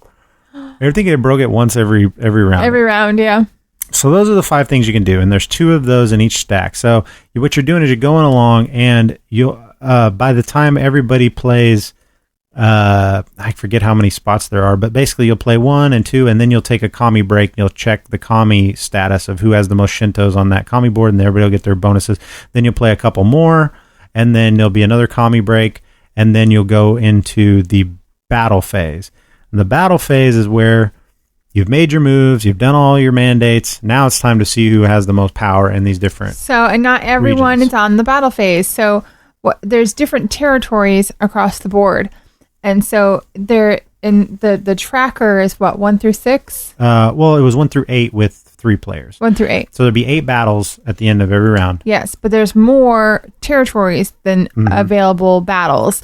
And so it'll tell you what territory is for that round that's going to actually battle. It tells you the order in which they're going to be fought. So there's little flags that you put out. The whole time you're playing, you're trying to make sure you have people on the territories that are going to battle, because that's how you make your points. If you got a bunch of people in a place where no battle's going to happen, you're not going to get any points. Nothing. And so let's talk a little bit about how battling works, because then you take your little player board and your shield and all that you have there in front of you, and you flip it over from your political mandates. It tells you what happens on them. You flip it over, and then you've got your war advantages, which is what it's called. And this is what you do. This is where you take all the money that you've made. That's why money is so important in this game, because you're going to battle with money, basically. There's 4 different things that you can do in battle. You can do seppuku, which is kill all of your figures and gain honor and victory points equal to how many people you kill. So you could have 4 guys on a spot. If you know you're going to lose, and you have anyway, 4 little dudes, just kill them, and then you gain money. You get all that points and all that honor. Yeah, not money, but okay. Points. And then the other one is take and these always resolve in this order. So it goes seppuku. Then you take hostages, which is if you win that one, you take one hostage, and you take a point from the person who you took the hostage. So you take a person off the board of theirs, and you steal a point from them. So you go up 1, they go down 1. Then it's hire Ronin. Ronin are these dudes that you can get. They're little chits that you can get throughout the game that basically are like hired assassins that you can have. Now, the only time you can use them is if you win this hire Ronin spot on the war advantages. And then if you do, you can add as many of them as you want to the battle that you're having. So maybe I only got 1 guy out there, but I got 5 Ronin. And if I had 6 power out there, I would win the battle, right? Then if I win that spot, I can do that, and everybody knows it, because at the start of the thing, you have to show how much money you have and how many Ronin you have, so everybody knows. And the last thing is called Imperial Poets, which is you gain victory points for every person that dies in the battle, regardless if they're yours, anybody else's, whatever. The only stipulation is you have to have somebody there in order to do it. So how this actually works is you got all those options, right? You take all the money you've got after everybody shows everybody how much money they got and how much Ronin they have, and then you put it all behind your shield. And everybody distributes their money on these different spots.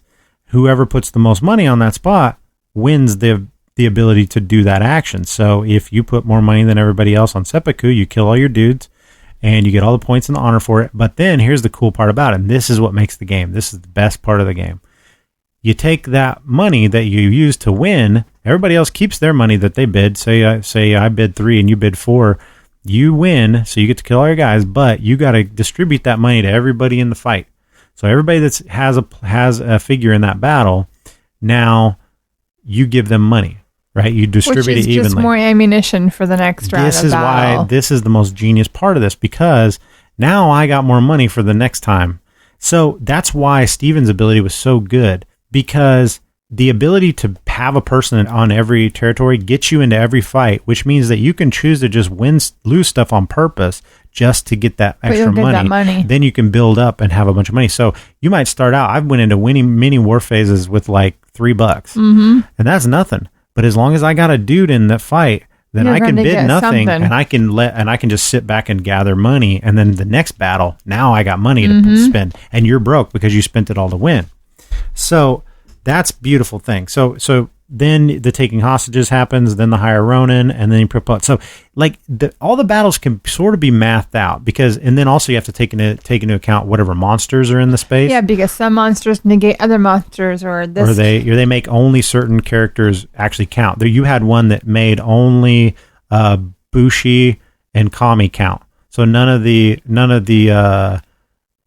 other monsters would count in the fight. Yeah, and stuff like that. So there's just so many different combinations of things that can happen, but everybody knows that going into, you can go, hey, what does that monster do? So before you start laying out your money, you need to know the whole situation of what's happened in this fight. There's not very many times in this game that you're like, anybody's really surprised by what happens. It's like, you kind of know, well, what do they think is more important? Do they think it's better for them to just kill their people, Or do they think you're going to do that so that they'll then win, the area control part by having more power left over? Because basically, after everything's all said and done, you determine who actually won the battle, which is whoever has the most strength left on that particular space, right? So there's so much second guessing. That's what I think is so cool about the battle part. It's like, okay, I know you got some money, but are you just in this fight to get some more money? And so you don't really care if you win? So a lot of times you overspend because you're not sure what somebody's going to do. So you'll just put all your money on one thing. You're like, I want to be sure I do this one action, right? But other times you might be like, well, man, I'll just put one here and maybe I'll win it, So there's a lot of ways. Like if you won every possible action on there, you'd come out,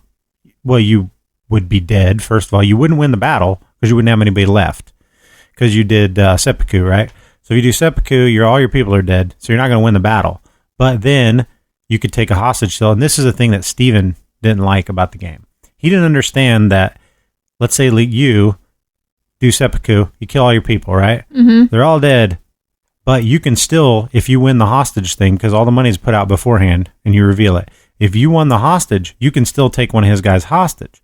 He didn't like the fact that you're no longer on the board, technically. Well, it doesn't make any sense. Well, it does in the rules of the game, because the game would break down without that part, and there's a reason why they put them in this order. Now, I think maybe they could have put them in a different order, and you take hostages first, and then do seppuku, because then you're limiting someone's ability to score at least some points by taking. If you think they're going to kill other people, you're at least stealing one of their points that they could have made. I don't know, a lot of things. He didn't like that. He didn't like the fact that you could still hire a Ronin if you were dead, which you can. So, say you kill all your people, right? This is an interesting thing. Say you kill all your people on the board, and you get all the points for it because you won the seppuku. And then you also won the hire Ronin, and you have 4 Ronin there, and there's only 2 people left at the end of the thing, and you put all your Ronin out there. You end up winning the battle, even though you killed all your original people there. So I think that's cool. He didn't like that part. And then the Imperial Poets part, even if you killed all your people at the beginning, if you win the Imperial Poets, you're still writing about the battle and you still get all those points. I mean, there's a lot of people that were confused about that when the game first came out and they had to double check the rules, but specifically straight from the designer, it says, if you start the battle, you're in it till the end, regardless of if you have any people left or not. You won't win it if you don't have any people left, or any strength there, but you still are in it for every action that's possible. For all the different steps. So it doesn't make your bid irrelevant unless it can't do anything, unless it just doesn't do anything. Well, yeah. So if I won seppuku and I killed all my people, but yet Steven won the take hostage. He can't take hostage. He can't take. So that's why it's not quite even. Because if you do seppuku and you win hostage, then you can still take a hostage. But if 2 different people do hostage and seppuku, well, whoever does hostage, the other person's already dead. So that's why taking hostage. Backwards. Well, that's just why taking hostages whenever there's only 2 people in the battle is not a smart thing to try to do. Not that it's backwards. It's just, to me, that's not even. If you can do all the steps after you're already dead, then the person who wins hostage should be able to take hostage even though you're already dead. Well, the good thing is you get your money back when that happens. Like if there's no hostage to take and you win that, you don't have to distribute that to everybody else. You just keep your money. Yeah. Because the action doesn't do anything. But you see what I mean? Yeah, I see what you're saying, but I know that I also know I've read the thread where it was explained why they were in the order they're in and how it can break the other rules of the game if it's not in that order and things like that. So, once you get over that hump, thematically, I agree, doesn't make as much sense. But gameplay wise, it does make sense because it's just that's why you just wouldn't want to do. You wouldn't want to take a hostage. You wouldn't want to put any money on that if there's only 2 people in there because there's that chance that absolutely, because somebody's going to go for seppuku. If there's 3 or 4 people in the battle, somebody's going to be left. You can take a hostage from somebody. But if there's just 2 people, well, hell, if they do seppuku, your hostage thing is worthless. And so why would you put any money there? Use your money in other places. But I like that. I like the second guessing. I like the idea that it's almost mathable. Like you can almost tell I'm going to win this fight. There's no way I can lose this fight, except if they do this thing, then that will make this part that I need to do. Like I need to take his hostage and do this for some reason. If I can't do that because they put all their money on, it's just, there's all this second guessing. It's where it's like, I'm almost sure, but I'm not really sure. And that's what I like about it. I like that there's no dice, that everything is pretty much it's all there for you to see what's going to happen. But then it's all about reading your opponents. And when you're in an alliance, looking at that and going, here's the other thing and I think we played this wrong. Here's a rule that I think. I think something wrong. Well, babe, there's thanks, but there's a fuck ton of rules in that game. Here's one thing that I don't think we played right. When you're in an alliance and the people that you kill that are in your alliance don't die. Like say I win a fight, right? Say I win a battle, I got 4 guys, you got 3 guys left. So I've got a 4 power, you've got a 3 power. Normally, everybody that loses gets removed from the board. If we're in an alliance, you don't get removed from the board. Oh, if you're the one that's killing me. Yeah. So if your allied partner wins the battle, your people don't go off the board. Wow, that's big. Yeah, and I don't think we played that right. I think we got rid of everybody on the board. So that's a big part of being an ally because you keep your people on the board. Then you're also a threat to your ally. That's how I almost won, was because if that was the case, then I would have been able to kill you. No, because I was able to get rid of all the strongholds. Well, you had 3 of your strongholds. What happened? Yeah, well, we weren't allied anymore at that point, though. That's the thing. So let's talk about it. So that's how you play the game. I don't know how readable any of that was, but like in an audio form, I don't know how you could follow that. But it's pretty self-explanatory. Like that's the rules. And then the game just continues over the 4 seasons in that way, and everybody gets stronger as you go, and gets more people on the board and whatnot. I betrayed you, babe. But what happened was, I had a betray card, and it worked for me, and so I betrayed you. It didn't really work for you. And well, it almost worked for me, but then the sentence came out of your mouth. This is what got me betrayed, but it was true anyway. It was the truth. It was because I was trying to. There was a bit. Okay, here's what happened. There was a big kerfuffle going on around the table, trying to decide who should do these. It was in the last battle phase. I like that word, kerfuffle. Oh, yeah. So it was the last battle phase, right? And we're going into it. Well, it was going to be the last. It was the last season, excuse me. And so there was going to be one more battle phase, and we're all trying to position into these places. And me and Lee were talking, and we're still allied, and we're going, okay. You said, I don't remember, it's Ito, I think is the red one. You were like, I don't need that one, so you can go there. You already had 2 people there, and I'm like, I need to move some people in somewhere because I got to either win a battle here or here. Because you get points by getting sets of different provinces that you won battles in. The more of them you get, the more points you score at the end of the game. It's cumulative. So I was like, to get the highest, to get the 30 points, I need one of these 2. And you were thinking, well, if you get that, I won't win. But also, you said, go ahead and take that one, and I'll take this other one, because it was the purple region and the red region. But that was before I knew that one wasn't in the battle that time. Yeah, I mean, something like that. But so you specifically said, I did need that color, but then it wasn't in the battle, so it didn't do me any good. Specifically before the thing, you said, yeah, go ahead and take that. So I moved some people in there, and I'm like, well, I'm going to kill these guys because I need to win this one. And you're like, that's fine. Then right at the last turn was your turn. You were getting the last mandate in the game, and you said, okay, well, you had just bought a giant you bought the Godzilla, which was from our earlier what happened to us in the show. You bought the Daikaiju monster, which is the giant Godzilla monster, and what he does is he goes off when you recruit him. He goes off the board into the ocean, and he roams around. And at any point that you want to, before a fight begins in an area, you can bring him into that area and destroy all of the freaking strongholds. But before that, the comment that came out of your mouth was, I'm going to win anyway, so screw Leandra. Well, okay. That's not what was said. It's exactly verbatim. I have it on my notes. Just because you wrote it down. You asked Vaughn and Steven. No. Yeah. I was sitting right there, and I made a note. That way I wouldn't forget it. It's even in quotations. I'm going to win anyway, so screw Leandra. Well, okay, here's what really happened. The big kerfuffle was happening. No. Don't dismiss my comments in quotations the same minute. No, it you happened. did not type that the same minute. You typed that after the game was over. I'm gonna win anyway, so screw Leandra. I said I'm gonna win anyway. I'm gonna tell you exactly what I said and exactly why. We're gonna ask Vaughn and Steven. Because the kerfuffle was happening about you. They were trying to give you advice on how to beat me, basically. And I'm like, we're in an alliance. Leave it alone. And I said, gonna win anyway. And I said, guys, what you all don't understand is it doesn't matter. I'm gonna win anyway. That's what So I said. screw Leandra. No, I didn't say that part. You added that part. No. I mean, I'm going to say it right now. Screw you. But then I didn't say it. You did. No, I didn't. You did. But anyway, that's what you heard because that's how your ears work. Oh, But- yes. Let's do this. Okay. Do you not have a history of misremembering things that happened 5 minutes but ago? whenever I do remember, you never listen to me. Because it's not right. Because the recollection is no, flawed. I even made a note on purpose. That way I would not get it wrong. I know. Well, I didn't say that. But anyway, let's say I did. Let's say I did say that, right? You did say it. Right about that time, this look came in your eyes. And then so it got around to the last mandate, and it was yours. And you betrayed me. I did. You betrayed me. Even though what I said before was true, it didn't matter what you did, I was going to win. And you betrayed me. And then you brought your freaking Godzilla guy into the place that I needed to win. You were awfully cocky for only winning by 1 point. The place I went into strictly only because you said you didn't care about it.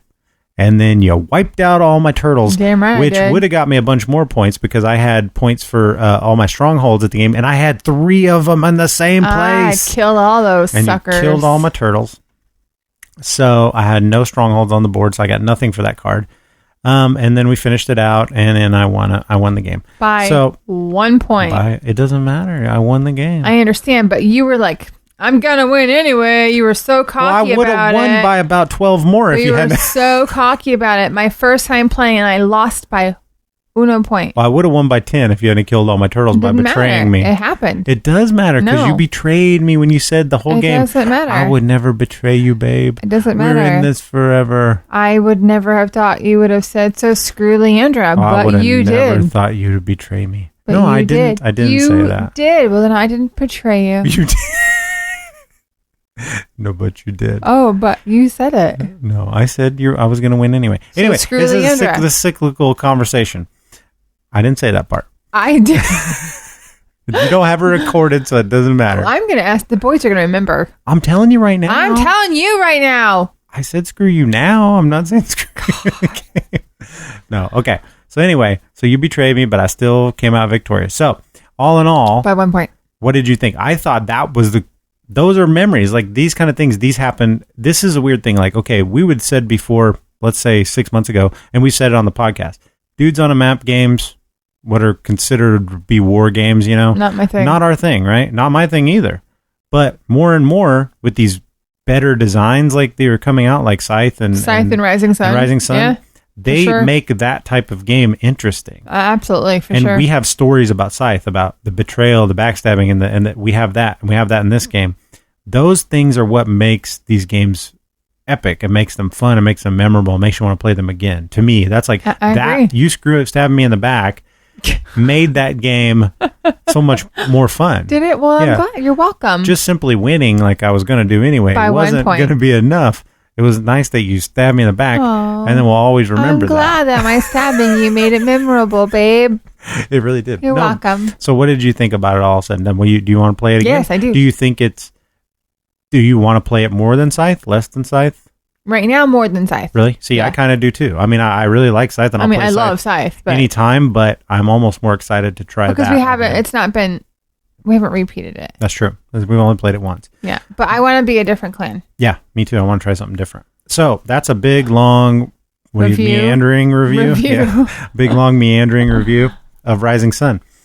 And I think since we had so many freaking games, we've talked for an hour and a half about just reviewing games that we played and talking about them, that we're not going to do any main feature today.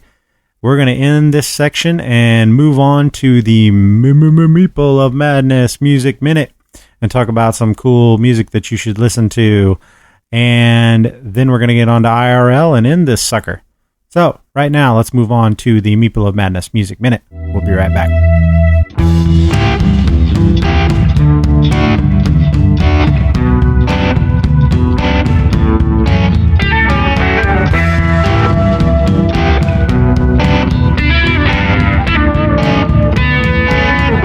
And we're back, babe, Okay. to tell you about some cool music that you should be listening to. Yes. What's your pick for the week, babe?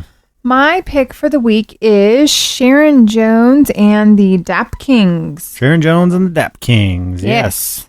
Super awesome. So I'm soul doing music. a little research on her, and she started very, very late in life. She was 40 years old when she had her first record released back in 2014. Yep. Unfortunately, her career was ended short just 2 years later, and she passed away of pancreatic cancer. Yep. But she's freaking amazing. Yeah, Sharon Jones, I think she was doing it for a long time before she got signed. But then she got with the Dap Kings, which they're a world-renowned brass section, or horn section. They played on, everything from the Roots to, I don't know, they'll just show up all over the place. Blues and soul and R&B, and man, her pipes are freaking awesome. Yep. My God. And the band is very tight. They can play funk, Yes. soul. So what song do you want to Let's let them listen to 100 Days, 100 Nights. 100 Days, 100 Nights Yep. by Sharon Jones and the Dap Kings. And we'll be right back.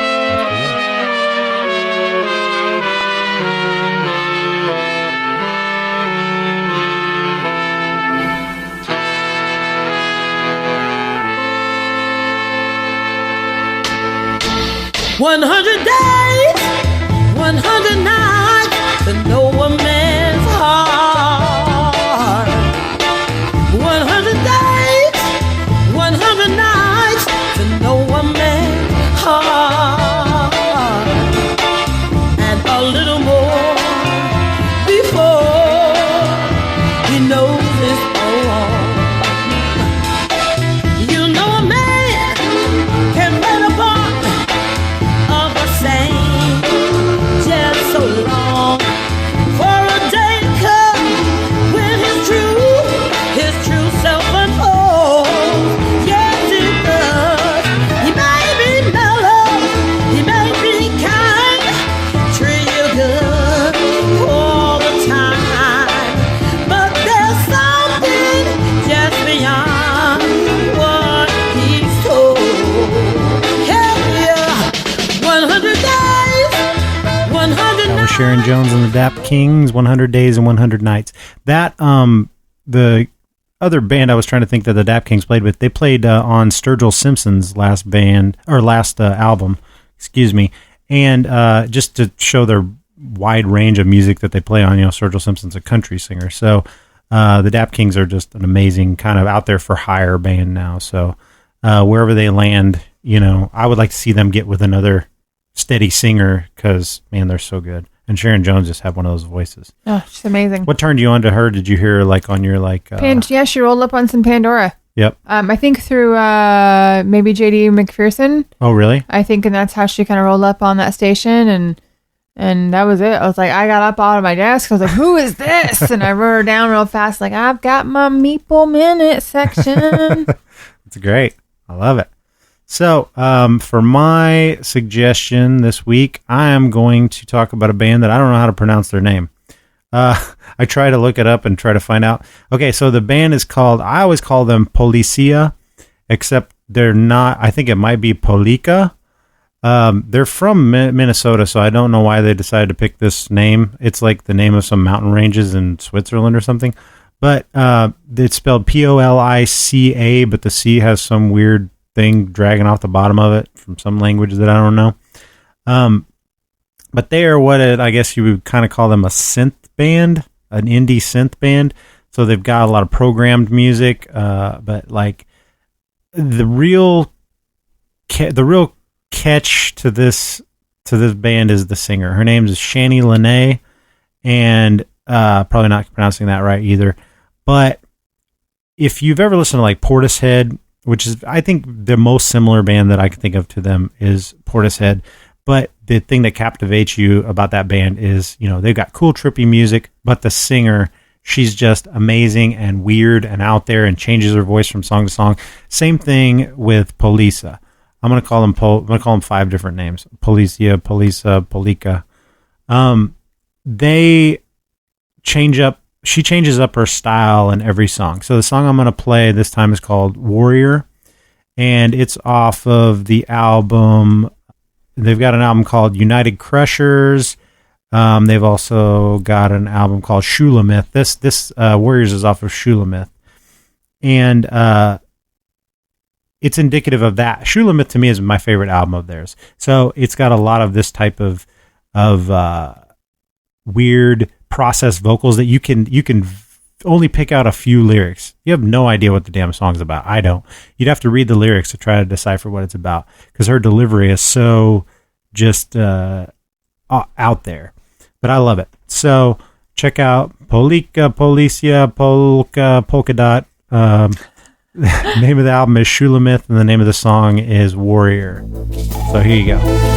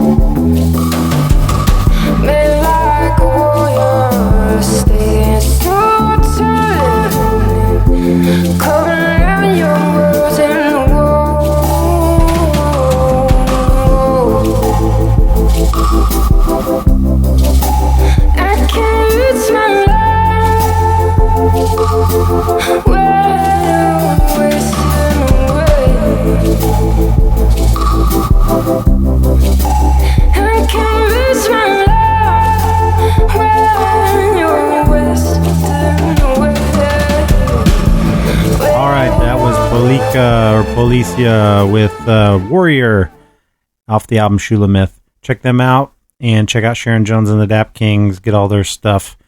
Now we're going to move on from the Meeple of Madness Music Minute to everyone's truly favorite segment.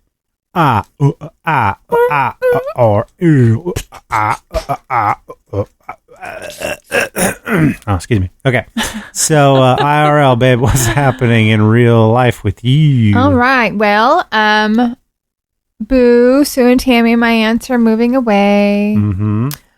But to celebrate, not really celebrate See them their off. time here and to see them off, we are hosting a Bon Voyage D&D day. Yeah. And next Sunday at our house. I got a lot of prep work to do still. I'm so excited. It's going to be us and Vaughn and Steven and Sue and Tammy. And that's going to be a whole entire day of Dungeons and Dragons. Do you think they're up for it? That's what I'm worried about. Yes. No, they have been bugging the hell out of me. Like, what's the menu? When can we come over? I mean, like... No, I know they enjoy it, but they also... I feel like they reach a... we may have to take more breaks. Yeah, we'll have to take more breaks. I think they get an exhaustion point after about 4 or 5 4 or o'clock. 5, yeah. They start going downhill. Well, I'm hoping they can haul. I'm doing what I never do. I'm planning less. I'm planning less stuff because it's still going to take forever. It will, because, bless their little hearts, they're slow. Yeah. It's okay. They're not slow. But we're going to start first thing in the morning. Oh, slow playing. Slow playing. I didn't know that you meant they're mentally No. challenged. Don't say that about your No, aunt. slow playing. Yeah. So we're going to start first thing in the morning. We're going to have breakfast, start playing, and then play, have lunch, continue playing, play, and then have dinner, and then we'll probably call it quits after dinner. Yeah, I would say. I may be out of stuff by then. But, yeah. So I'm going to try to do what I can never accomplish, which is just doing the right amount of prep and not too much, because almost every one shot, overflow. Every one shot I've ever tried to do, I've only pulled off one, but never in D&D. D&D, they always go too long and have to be split up into a couple different times. So I felt bad because I told Vaughn about it, and he had already bought tickets to a concert, and he's selling this tickets to this concert just so he could be here for the D&D day. Good. It's going to be worth it. It's going to be super fun. I got a lot of cool plans for it. So the other thing on my list is You actually introduced me to this girl via Facebook. I've not met her in person. You have. Mm-hmm. Her name is Summer. Mm-hmm. And how did you meet Summer, honey? Summer showed up to a game night at Meta Games about 2 years ago, and she was on a road trip. And she came into the game store with a little dog, and it's not normal there, and people don't usually bring dogs in there. But Summer comes waltzing in with this little dog, and she's like, "Hey, what's up? I want to play a game." Like, okay, nobody met her before. I was like, "You know her? You know her?" No. Okay. I was like, "What's going on? What's your name?" So she sat down with us at a table that I was playing a couple of like party games with, and I think we played Fake Artist Goes to New York first, and she was really fun, and everybody was enjoying her, and we're like, "So what's your deal?" And she says, "Well, I'm on a road trip. I just dropped out of college, and she maybe didn't drop out. Maybe she finished college. She's pretty young. I think she just decided maybe the year was over, and she just decided to go on a road trip after that, something to that effect. But I've driven all the way across the country, and I've been to the West Coast and all the way out to like Joshua Tree and back, and I'm coming back to Illinois, and I decided to stop in here, see what's going on, as I like to meet new people." So we're like, "Oh, that's cool." And then she's like, "And I just got this dog on the trip. This is Rocky Road Trip." So this cute little wire-haired terrier dog that's just like the cutest little sweetest thing. And she'd only had her a few days, and already Rocky was just like glued to her, it was just like totally one with her. And so we played a few more games, and by the end of it, just everybody was Facebook friends with her by then already and everything. And so just kind of been following her from among them since then. And she's definitely a person that I say has the wanderlust, like somebody I've never known before.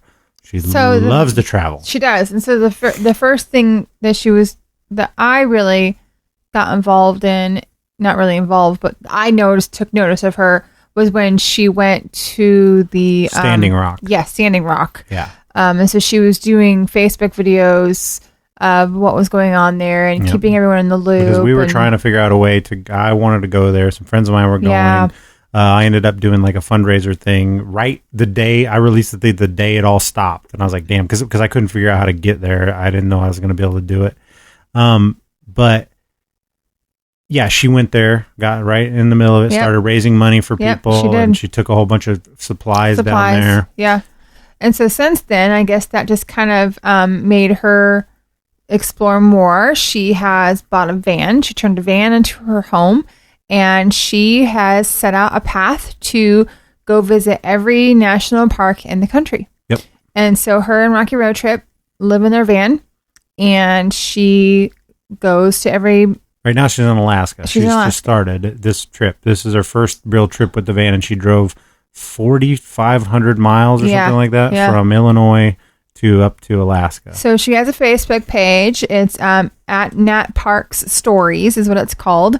So anyway, we became a patron of hers last month. Mm-hmm. And she's actually getting ready to send out all of her patrons postcards. So I'm looking forward to receiving it. But I thought that maybe sometime if she gets a free minute, maybe we could have a little live chat with her and see what she's doing. See if she's able to, get any game playing in while she's meeting all these new cool people on her streets and her travels. And yeah, that'd be really cool. I think that's super cool. We'll get in contact with her. Maybe she can do like a little from the road segment. If she stops in and plays any game, she could just like at least record something or call in Skype with us. Yeah. Because I encourage everybody to check out that thing. Eventually she's going to have a podcast. The whole thing started out with her idea of doing a Nat Park Stories podcast. And she's going to do that. But what I think she's doing is she's getting a few of them under her belt before she releases them. And go into a few things and try to figure out the format. But I know she's been in contact with the people that made cereal and stuff, and she's really getting her foot in the door of people who know what's going on. I think she's trying to get bigger backing before she launches it just on her own. So we'll see how that works. But in the meantime, what she's doing with it is like a video blog, like a travel vlog. Yes. Of just and documenting it's really everything. interesting, guys. Like even I don't know her personally myself, but just watching her videos and watching her story and traveling along with her, and the pictures that she posts of these beautiful parks are just breathtaking, and seeing little Rocky Road Trip and and she's very honest about the trials. She has anxiety problems and things, and she's very honest about how I'm living my dream, but it's not all roses. Like there's a lot of challenges out here sleeping in parking lots and stuff. And it's scary sometimes, and it's lonely, and it's, nobody's forcing me to do this. So it's hard to she just talks very honestly about every step of the process, so you get to see the beautiful pictures and stuff, but then she tells you the hardships and what things you don't know about what happens when you do travel all the time like that. How do you take a shower? What do you do? Well, you become a member of a gym that has multiple locations so that you can go in there for Wi-Fi and take a shower every once in a while, whether you're working out or not. As soon as you find a town that has that gym, you can take a shower, so that's part of your living expenses, is to have that membership. You know what I mean? Things like that you don't really think about. Yeah, I would never thought about it. So pretty interesting. Yep. So I'm excited to get the postcard and maybe have her on the show. That would be cool. In the next few episodes. Go check out the Nat Park Stories Facebook page and like it and keep track of what Summer's up to in Rocky Road Trip. That's cool, babe. Thanks for mentioning that. No problem, baby. All right, my IRL is this last weekend we talked a little bit about my buddy Shannon being in town. That was for our 20th high school reunion. So that means I'm an old ass man, almost 40. You need to explain, because we're also going to have another 20 reunion next month. Yeah, well, that's what I'm just talking about. This whole thing, the idea of being 20 years removed from high school is just kind of surreal. I'm becoming old without realizing it, and I think what I'm starting to see is that you never see it coming. Like, I'm gonna then be 60 in the same way that I became 40, and I'm not gonna see that coming either. I am getting a little bit more, soreness and creaks in my back and shoulders and whatnot, but still, all in all, I feel like the kid in high school. You know what I mean? Like when I see all these people and stuff, I'm like, I haven't changed that much. And I think the secret is you'll just never feel like you've changed. It just will happen, and you'll be old as hell, and you won't even realize how it happened. That is really the trick of old age, is it sneaks up on you. So being 20 years out of high school, I decided I wasn't going to go to my high school reunion here because I didn't even graduate here. Moved back to this town, but I did go to school with those people for a long time. Up until your freshman year, you were with these kids. Yep. But the most exciting thing for me was that Shannon was coming to town. Shannon was my best friend in childhood. I've talked about him a couple times. Like, we were in the Ghostbusters Junior together, and we did a lot of shenanigans and stuff. And we both went through a lot of things with our family at the same time together. And it's kind of like, there is no best friend like your first best friend. Yep. And he was my first best friend.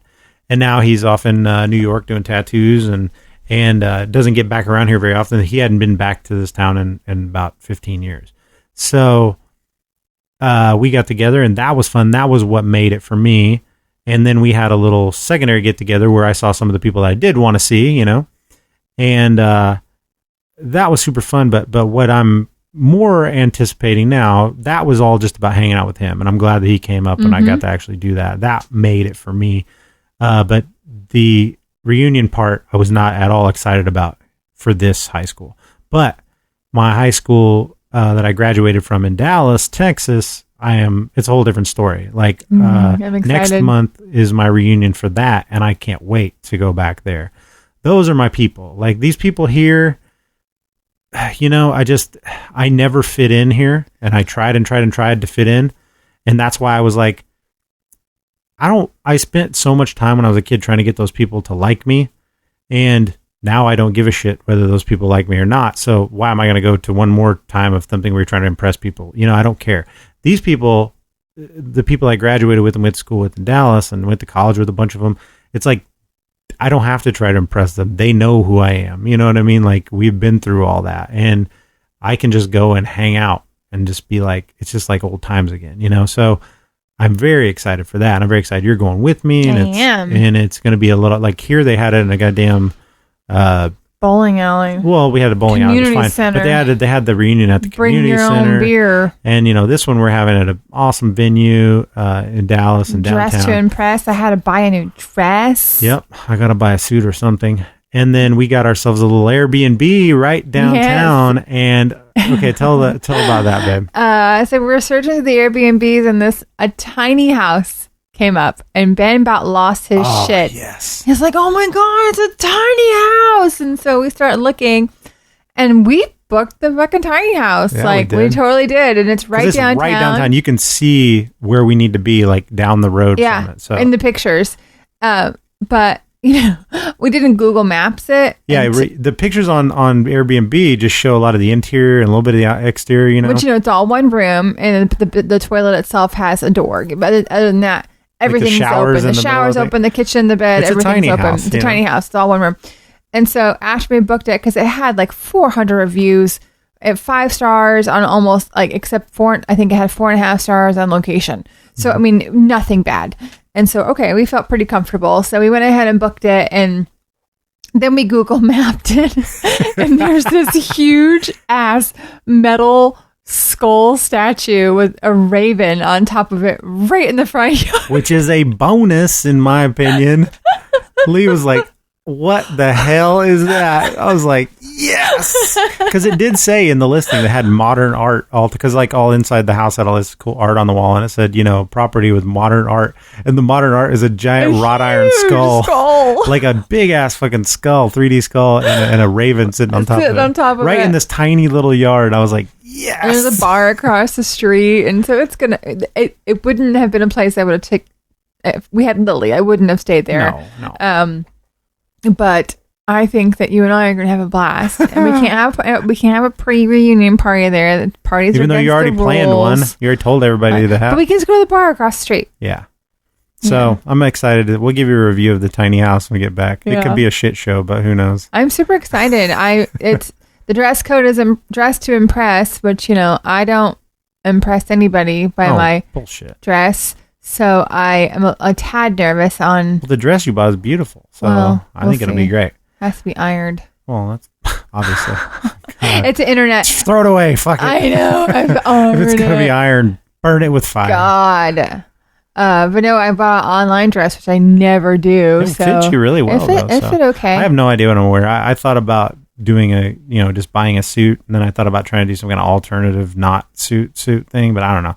We'll see. But the beauty is, you've met these people before. Most of the people are going to be there. It's not going to matter what you wear. And it won't matter. It'll be fine. Like, that's the beauty of it. Like, some people are going to come in their cargo shorts and shit, and some people are going to come in tuxedos, and it will be fine. You know what I mean?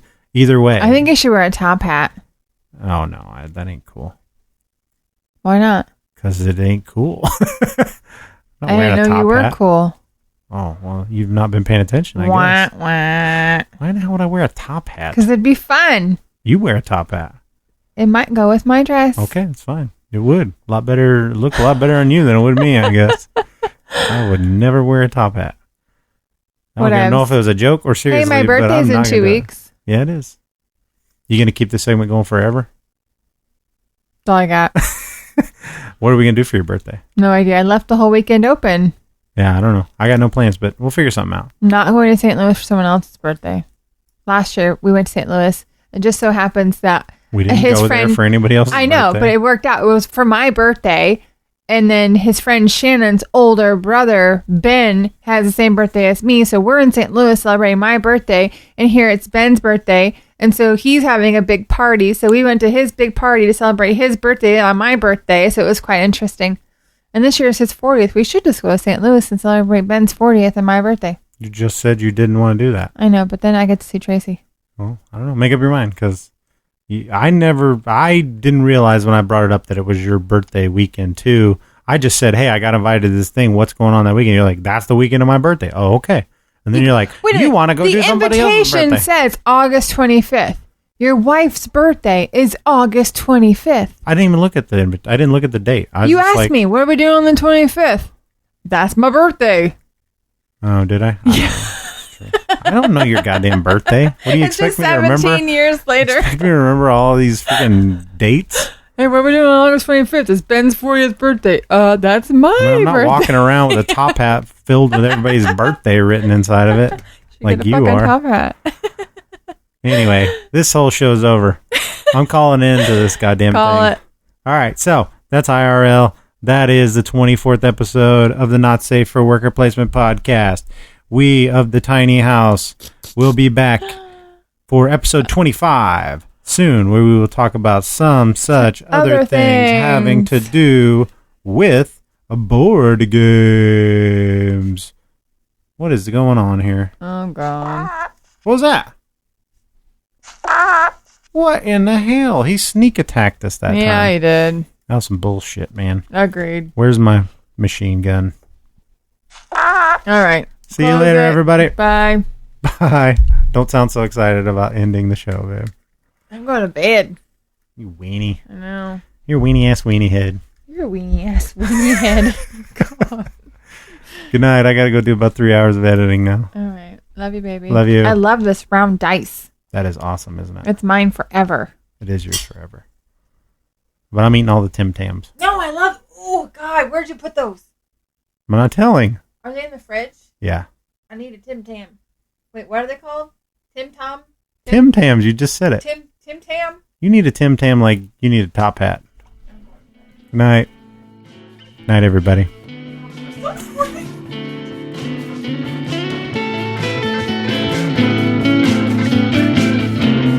Thanks for listening to the 24th episode of the Not Safe for Work Replacement podcast.